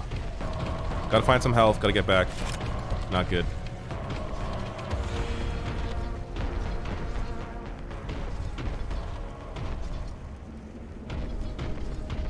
Schmegley says, ban video games. Terrible. You're a terrible person.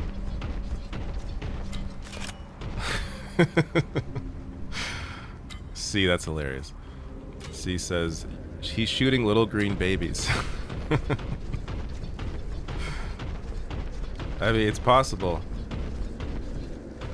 It's possible that as a monster, they are little green baby monsters. Alright, I got a key. I got a key. Which key is this one? Do I need this key? I mean, I need this key, but where do I need this key? I just want some damn health. I don't want to be exposing myself to an onslaught.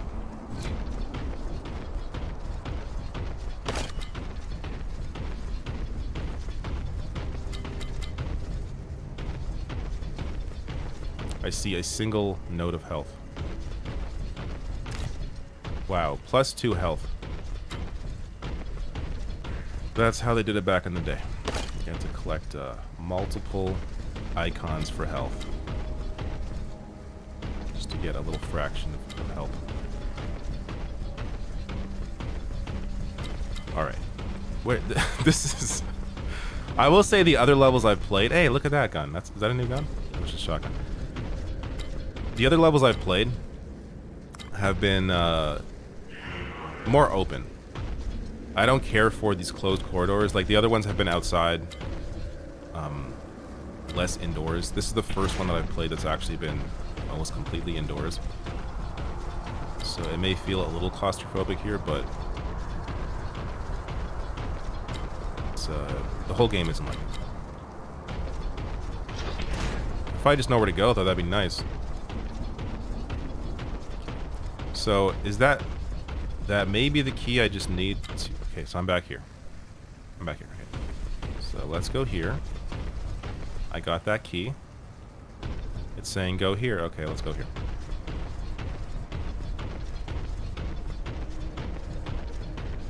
There we go. There we go. That should save, right? Oh, I'm afraid of maybe saving and killing myself later. Let's do save over this one. Okay.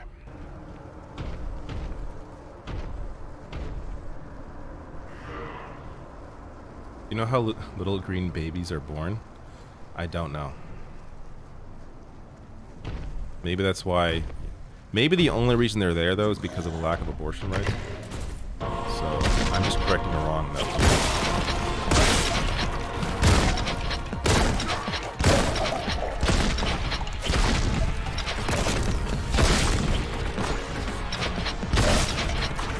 Oh man, I'm at 11. No! I need to... I should probably go back and find more health, but that's a whole thing. I don't want to go all the way back there. Okay, let's see how far I can get. If I can peek for some health around here. Oh, I just see green babies. Okay, if I pre-explode those ones, maybe sneak around here, sneak up here. Any health up here?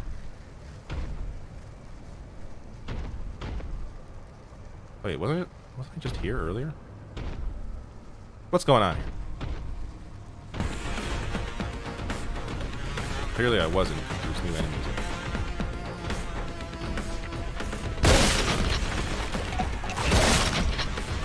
Oh my god, they're everywhere. The green babies are everywhere. I'm at 9 health. I need some health. I'm going in circles. Okay, maybe there's health over here. So I killed everybody in here. Maybe I can extend my life a little bit.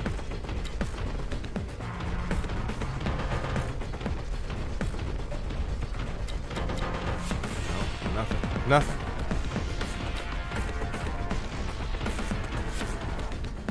Down here. Nope. Lots of ammo. Don't need ammo. What's down here?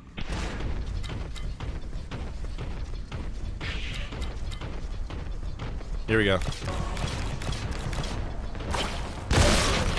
I got a new freak.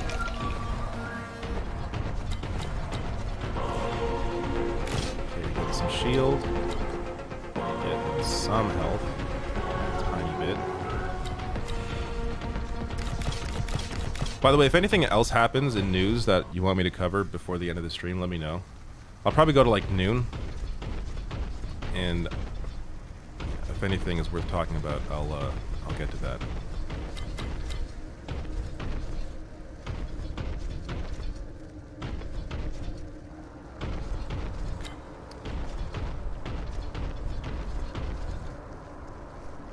So Ren says I want to be nibbled to death. I don't know, it sounds pretty hot. Getting nibbled to death. I don't know, maybe stop short of death.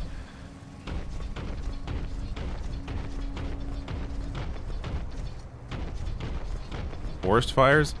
I mean, what is there to say about forest fires? Forest fires, bad. Climate change, bad. Fossil fuel companies, bad. Lack of regulation, bad. The whole climate change discussion, which you could argue maybe I don't cover as much as I should. And I feel like most of the time I've talked about climate change, I've hidden that discussion in videos because climate change videos do not do well. So if you want that information out there, you gotta sort of, you gotta put the pill in like a piece of chicken. So that's what I have tended to do with climate change stories. But it feels so, I don't know what the word I'm looking for here is. It's just me as one person with the limited audience I have. It's just like doom and gloom.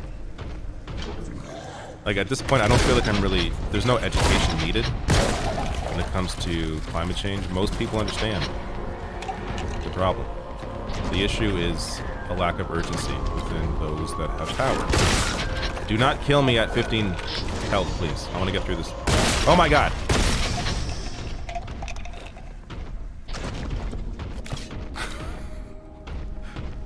Anyways, climate change. Let me save here at 15 health. Let me do a new save in case I really screw this up. Who's down here? Don't hurt me. Don't hurt me. Don't hurt me. Climate change. Yeah, it just feels like what more can I say that hasn't already been said? You know, when there's new reports that come out, I'll discuss those. I'll share that information. But it feels so hopeless a lot of the time.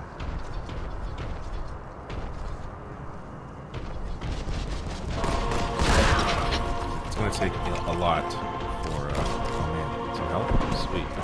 It's going to take a lot to turn that shit around.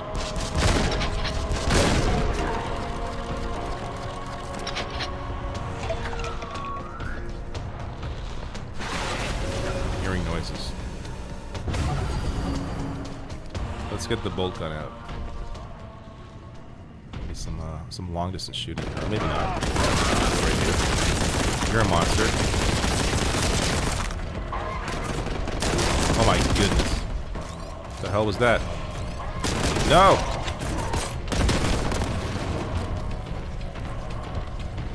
I'm at 2 health. Okay. I did see a health icon. Oh, there's one right there. That's good. I'll be at 4 health. Great. Let me just run through this. Grab what I can before I encounter anybody else.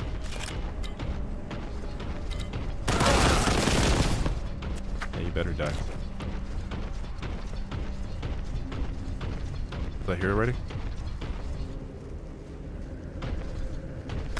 Oh, Jesus. Thank you.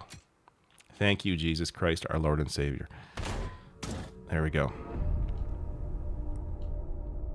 I think I have a sound drop for that. When you have rational national priorities. Watch him. He's a comer. That's me. That makes rational national sense. This is truly mental illness. Bonkers. Yeah, totally nuts. Bonkers. Yeah, totally nuts. I don't know why I saved that one. It sounds too low. That is from the Bonkers animated TV show. Anybody watch that? Great show. Actually, that show was Copaganda, I'm pretty sure. Now that I think back. It was a cat that was a cop.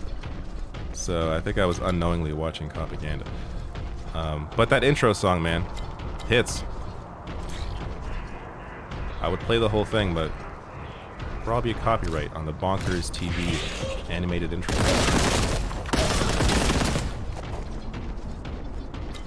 Oh, I'm loving this. Give me all the health. Especially with these green baby goblin ass hats. I don't know what's happening. The screen has darkened. People are spawning.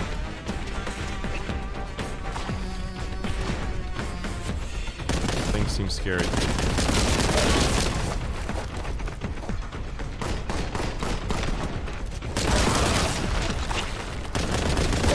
Holy moly.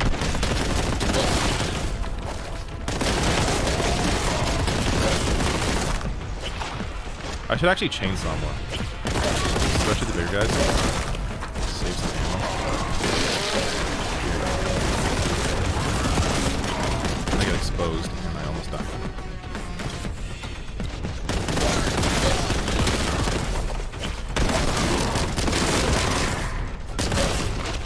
Man, these green babies everywhere. Holy. I think they spawn out of other larger babies. I think the green babies come out of the grave. Or maybe out of these things. There is one enemy where you kill them and it spawns 2 more enemies. There's some more hammer exclamation.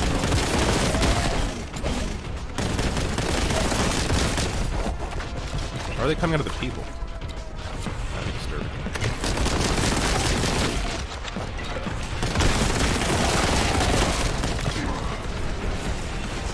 Holy... What the hell is this thing?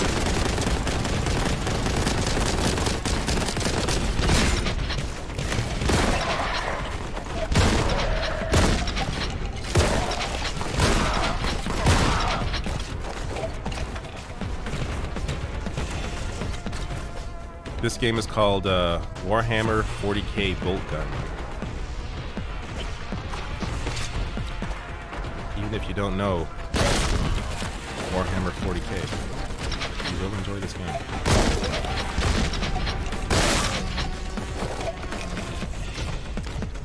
Alright. Gotta kill this baby mama.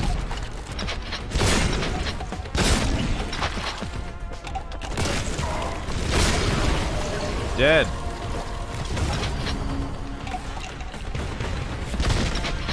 Pray, baby.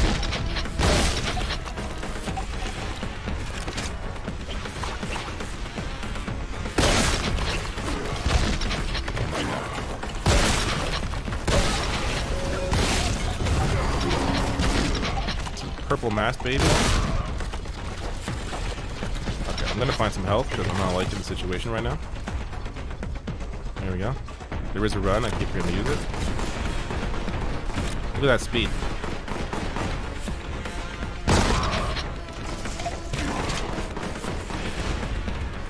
What? There's two of these things?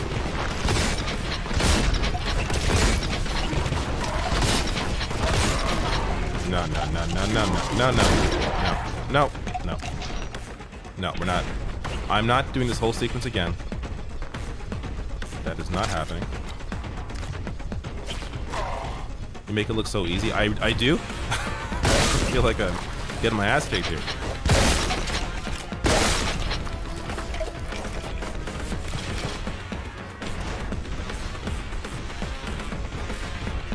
Alright. You're almost at the end of the stage. It feels like it. I just saw you appear out of thin air. Jackass. That was the wrong button. So there is a there's a boost. Oh my god, am I stepping on spikes? I'm almost dead. What is this? Okay, I gotta get out of here. There is the left bumper does a boost run. The right bumper throws a grenade.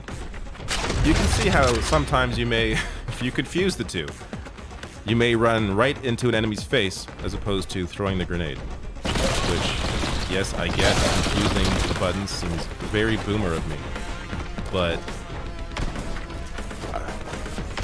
maybe it's Halo. There's something else that I played where I'm not thinking about the button pressing.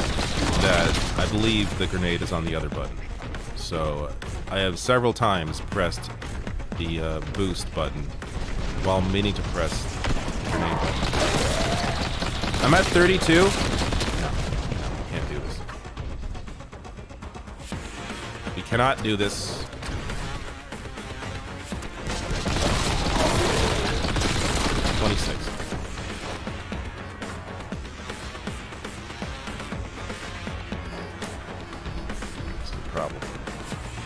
Are there different abilities that I don't have? No. Okay. +2 health. Sweet. This, let's get this, let's get the shield. Let's avoid these giant bees. Just die already. Is that it? Oh, baby.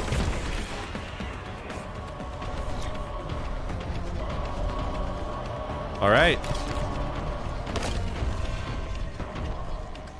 Let me just save in case there's any secrets. They're gonna kill me at the last second.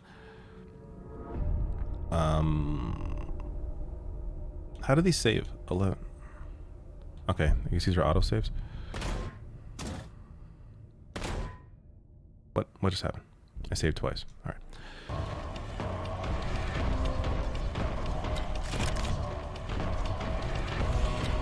Yeah, this is, so in case you missed this earlier when I first launched the game, this is essentially a what they call a boomer shooter or a doomer shooter in the aesthetic of like a 90s style Doom game, but obviously made for modern consoles and PC.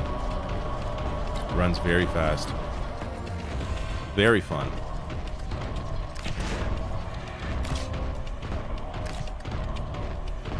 Like another game that is similar to this but different is Proteus.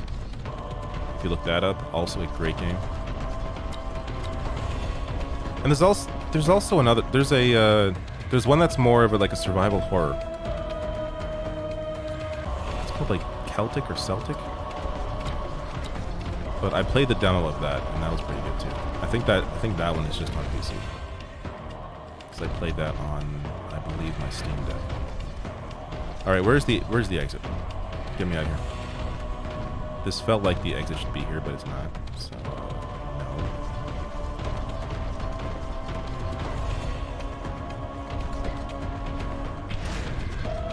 There's something. Missing a key. Okay, where's this key?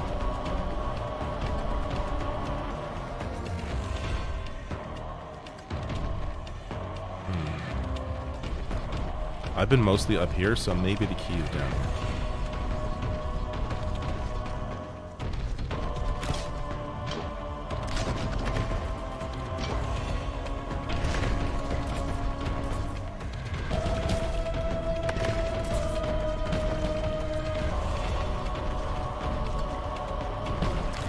There we go.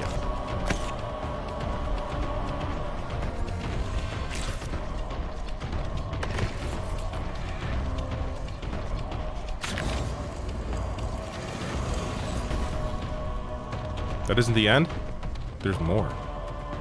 So each level, from what I've gathered, at least since the first one, is about 20 minutes in length, which is good. I mean, I assume you don't get lost like I did in this one, but it's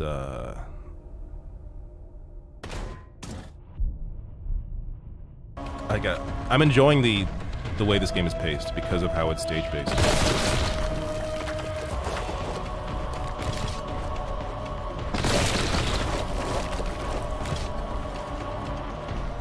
I forgot, I have like a rocket launcher I haven't even used once. That may be why I keep dying.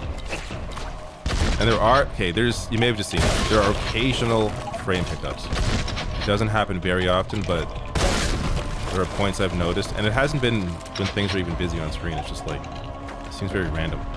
Where the screen just freezes for like half a second, and then you're somewhere else. So, that feels like an issue that could be patched, but it's never really led to any deaths or anything for me.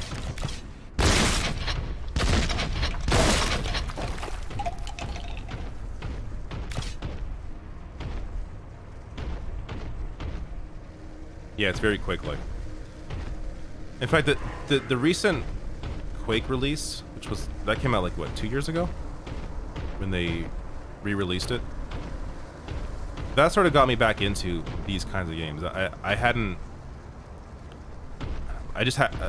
had assumed that they would not be fun anymore because we had kind of moved past these style of games. But when I played that Quake remaster, that thing is a blast, and I was stunned at how fun that game was. Still, so to see other developers jump on this train and make new versions of that style of game, it's been really cool.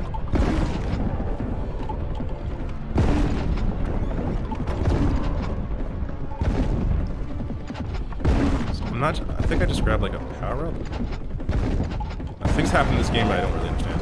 There's a fist on screen for like 10 more seconds. I think it means all my shots hit really hard. But these guys die anyways, one shots.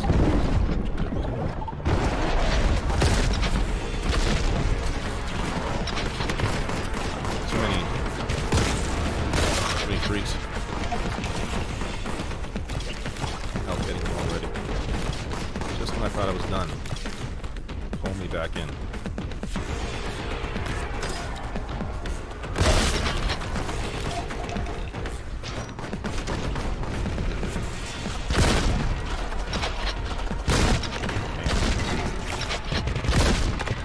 How many shots? What the hell?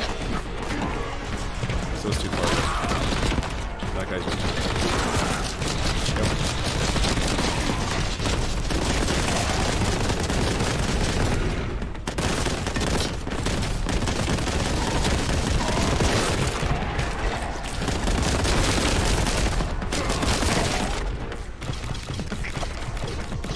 There is a bloody door. Probably the exit.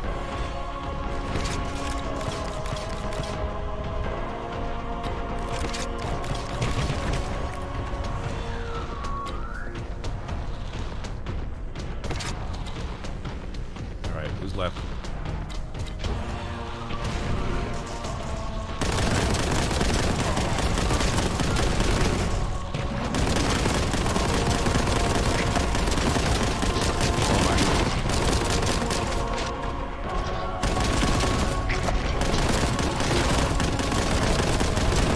That thing hits hard. Where are you?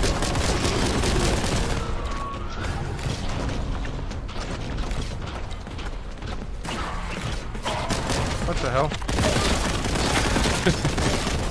These guys never end. Alright. That's enough of you. It's too many. Too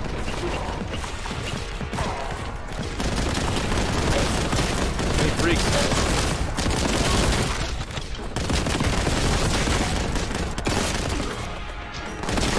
Holy shit. Okay, I need to get some more health. This is not working out for me.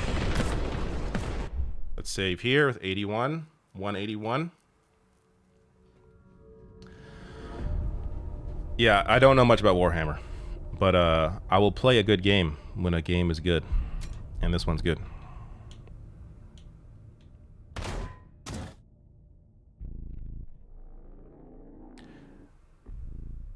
What else you guys chatting about here? Do some taunts. Yeah, there is a taunt button apparently. I think it's the Y button. I'll see what that does.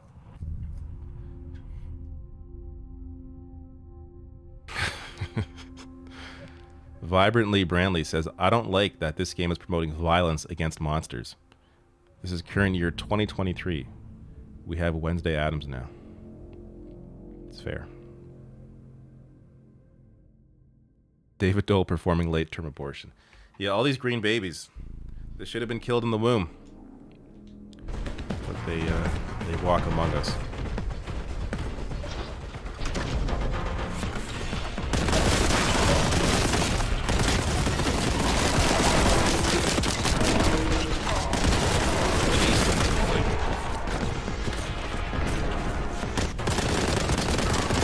This guy, this freak.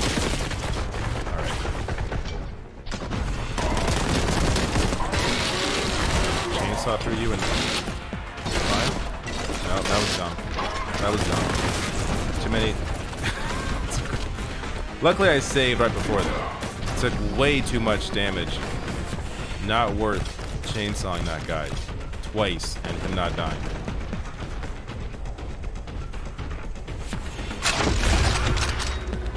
Secret discovered. Yeah, so each level has several secrets, which leads to replayability. So we're gonna go back and check the secrets. Or you don't give a shit.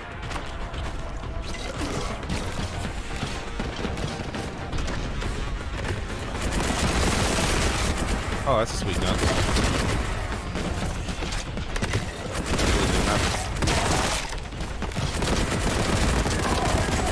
I thought.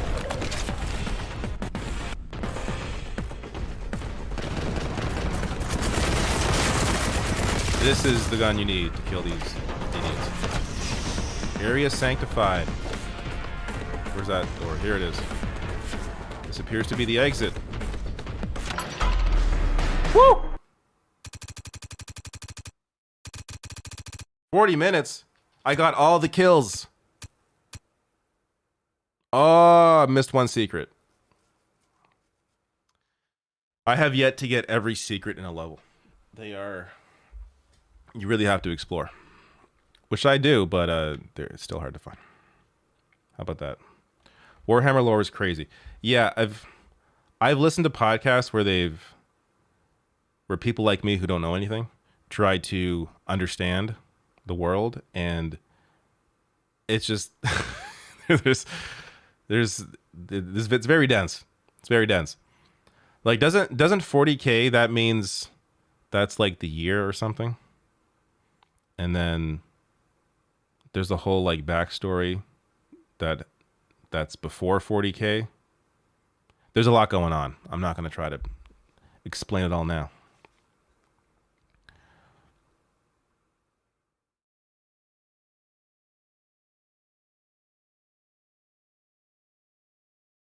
Use your rocket launcher. Yeah, you're right. I keep forgetting to use the rocket launcher. I don't know why. It's in my inventory. The year 40,000. I was right. Look at that. So 40K is the year 40. It's the year 40,000, people. Then there's a 30K. I have a question. Why are all the games, from what I've seen, 40K? I'm sure maybe there are some that aren't, but like I don't think I've seen a Warhammer 30K video game. It's usually 40K is what I see. Is that because that's like when all the bullshit happens? That's when shit gets wild.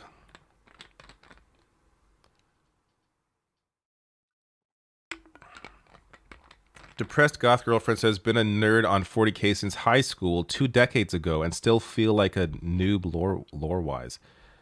So it's so deep that you were even super into it and you still don't understand it or don't grasp all of it. That's crazy. Yes, the Alberta election is today. I was going to do a story on that, but that would have required a lot more time this morning that I did not have. But vote for the NDP there. Even though the Alberta NDP is basically a Liberal Party, but it's not the UCP. UCP is out of their goddamn minds.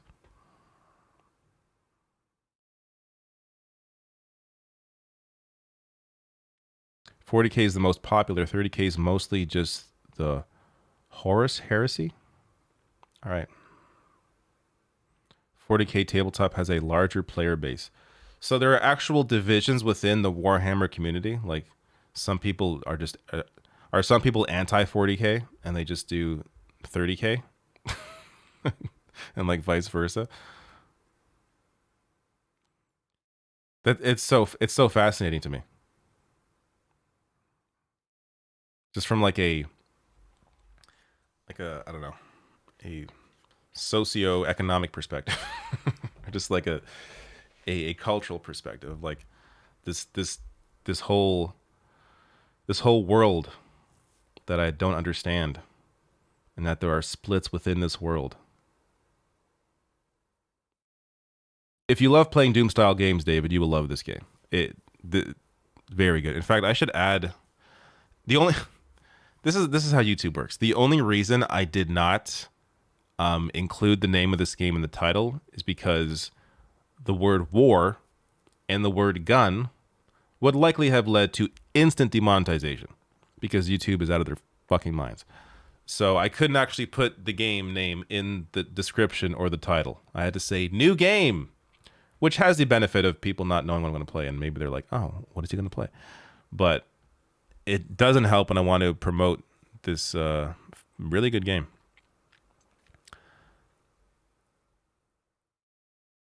And by the way, promote as in I'm enjoying it. I bought this myself. I was not given a code.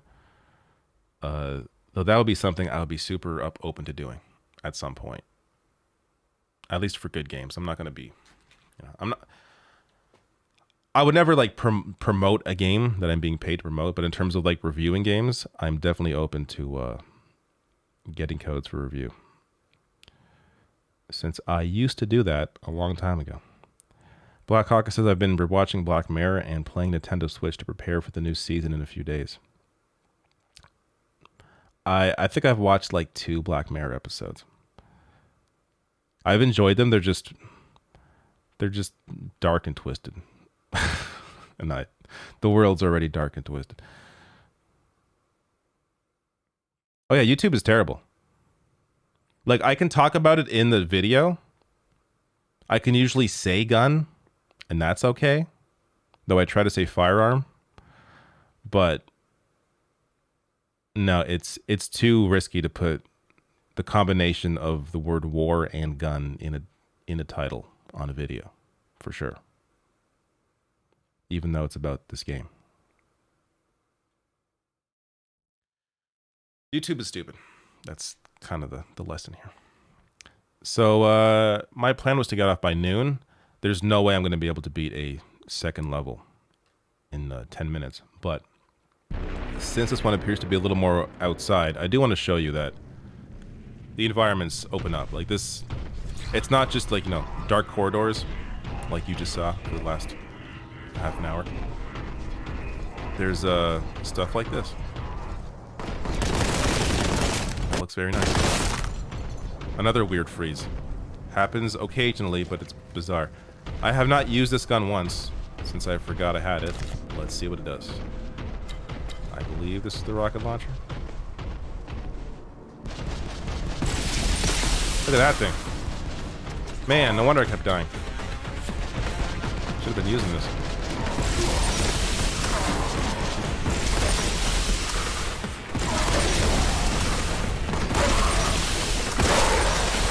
Wonderful. What is this witch?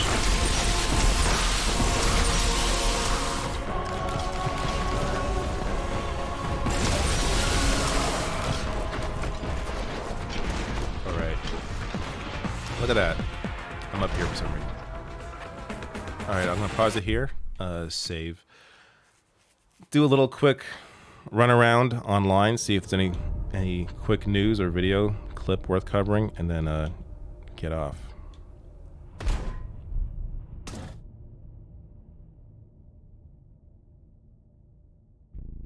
All right. Going back to, oh wait, I can't do that right now. Move this over here. Wait, I can go big. There we go, I'm big. I'm just gonna turn this off on my end. Then we'll see what else is happening.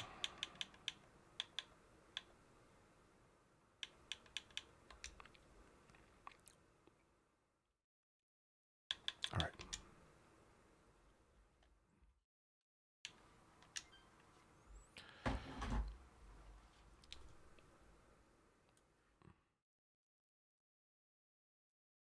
All right, quick. I want, let me see something. I unplugged the monitor, so since I had issues earlier keeping it plugged in while the game was on, so I want to see if this actually goes to the proper screen. It does. Oh, but you got a persona behind there. Okay, and DeSantis, no, not DeSantis. The other freak. So too many Republican freaks. But let me do a quick look online. Let's see what's going on. Anything big happen while I was too busy shooting green babies?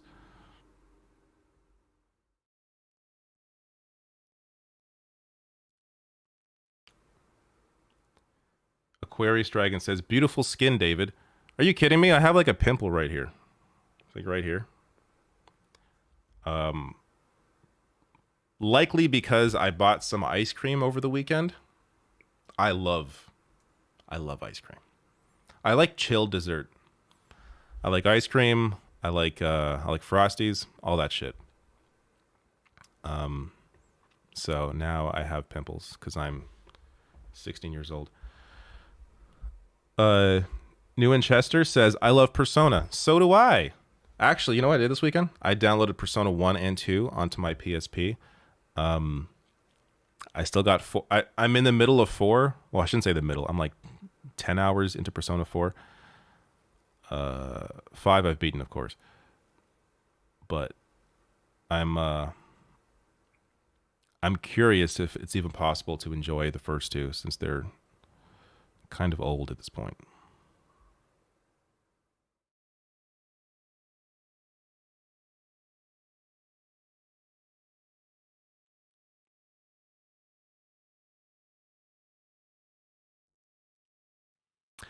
Tom says it's kind of ironic that you would be demonetized for putting war and gun in the title, while YouTube probably somehow makes money from the military-industrial complex through its advertisers. I mean, the issue, I'm sure that's part of the, hypocrisy, but like, TV advertising on CNN and MSNBC, while there's, a lot of stories about active shooters and that kind of thing, it's weird how there isn't an outcry when there are ads placed during those stories. But for some reason, when you cover it on YouTube, it's a big deal. It's just, there's no consistency. It doesn't make any sense. Like, either way, it should depend on, I guess, how you're covering it, really, if it depends at all. But if they're going to make restrictions, then that's what it should be based on, not on some just random idea of, oh, this is a bad story, so any person in news covering it should not be able to make a living. It's really just bizarre. Did you play 3? It was my first, and I'm biased, so it's my favorite. I have not. It's one that I wanted to get to after I played 4, but I get sidetracked so often because a lot of good stuff came out this year, and I've also been doing a lot of backlog stuff. Like, I've been playing old games on my 3DS, on my PSP, on my Vita. I've just been sidetracked from 4, and I'm wondering if 3 is shorter, then maybe I just go through that first and then get to 4. That's the only issue with any RPG, is just the length. I don't have all the time in the world to play games, and I like to play a variety of stuff. So sticking to a single RPG for hours on end is not something I normally do or really want to do.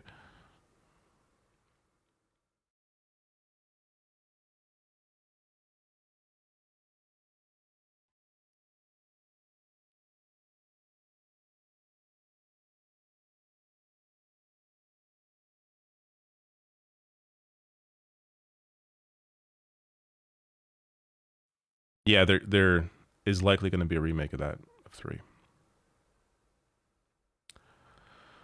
All right, what else is going on here? Just I'm doing a quick browse on some news sites since I prepped most of today's show yesterday, so it's more debt ceiling stuff. Okay. Maybe we just briefly look at some headlines here on Axios. All right, so we got inside Biden's relentless soft sell on the debt ceiling bill. Okay, whatever. This is a scoop from 2 hours ago. Dems told to say debt ceiling bill rejects GOP's extreme demands. Of course, that's what they've already been doing.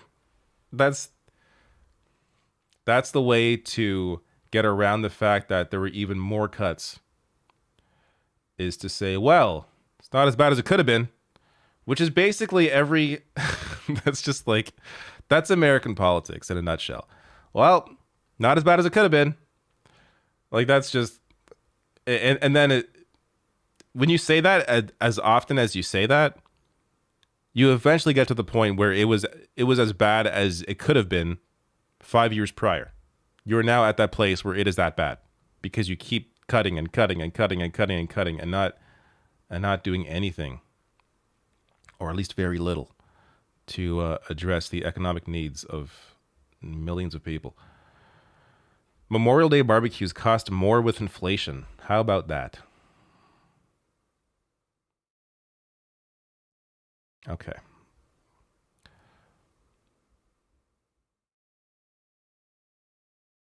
All right. Well, that's Axios. I'm going to get off by noon, so we got 2 minutes. What's happening in the world of media? I bet you it's more debt ceiling shit. Well, I showed you this earlier. Trump hits back at DeSantis' Disney attack on Fox and Friends in near real time. So Trump went on a Truth Social spree because DeSantis apparently claimed that Trump is on Disney's side. Again, Disney, massive corporation. DeSantis, massive asshole. You don't need to be on anybody's side. there is no winners in that debate. Trump compares his sacrifices to those of fallen troops in self-indulgent Memorial Day rant. Okay.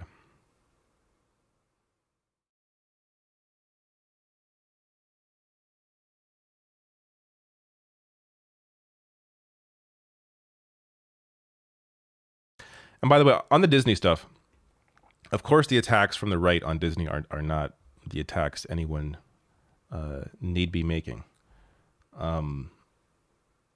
Especially when it comes to, like, you know, oh, they're so woke because they recognize the existence of same-sex relationships. Wow. Somehow claiming that's indoctrination when they have been attempting to indoctrinate people for decades on just heterosexual relationships. Like, how is that not... How is a same-sex kiss different than an opposite-sex kiss? How is it different? How is one indoctrination and the other is normal? Of course, none of these ideas are explored because it's all just propaganda for bigotry. All right, let's end on some games. Donovan says Mass Effect is a great game. It is. Well, at least 2 is. 3 I never played because I didn't have the time at the time and I didn't see good reviews, so I was like, all right, I'm good. But Mass Effect 2 was a great game when that came out. Where am I here?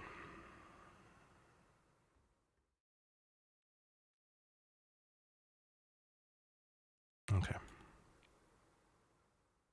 All right. That's it. I may do this tomorrow morning. Maybe. We'll see how I feel. And in case you missed any of the segments today, I will likely cut out the debt one at least, and maybe the pudding one, and put that into its own separate video. But thank you all for showing up. And where's my goodbye screen? Do I have a goodbye screen here? I do. Goodbye.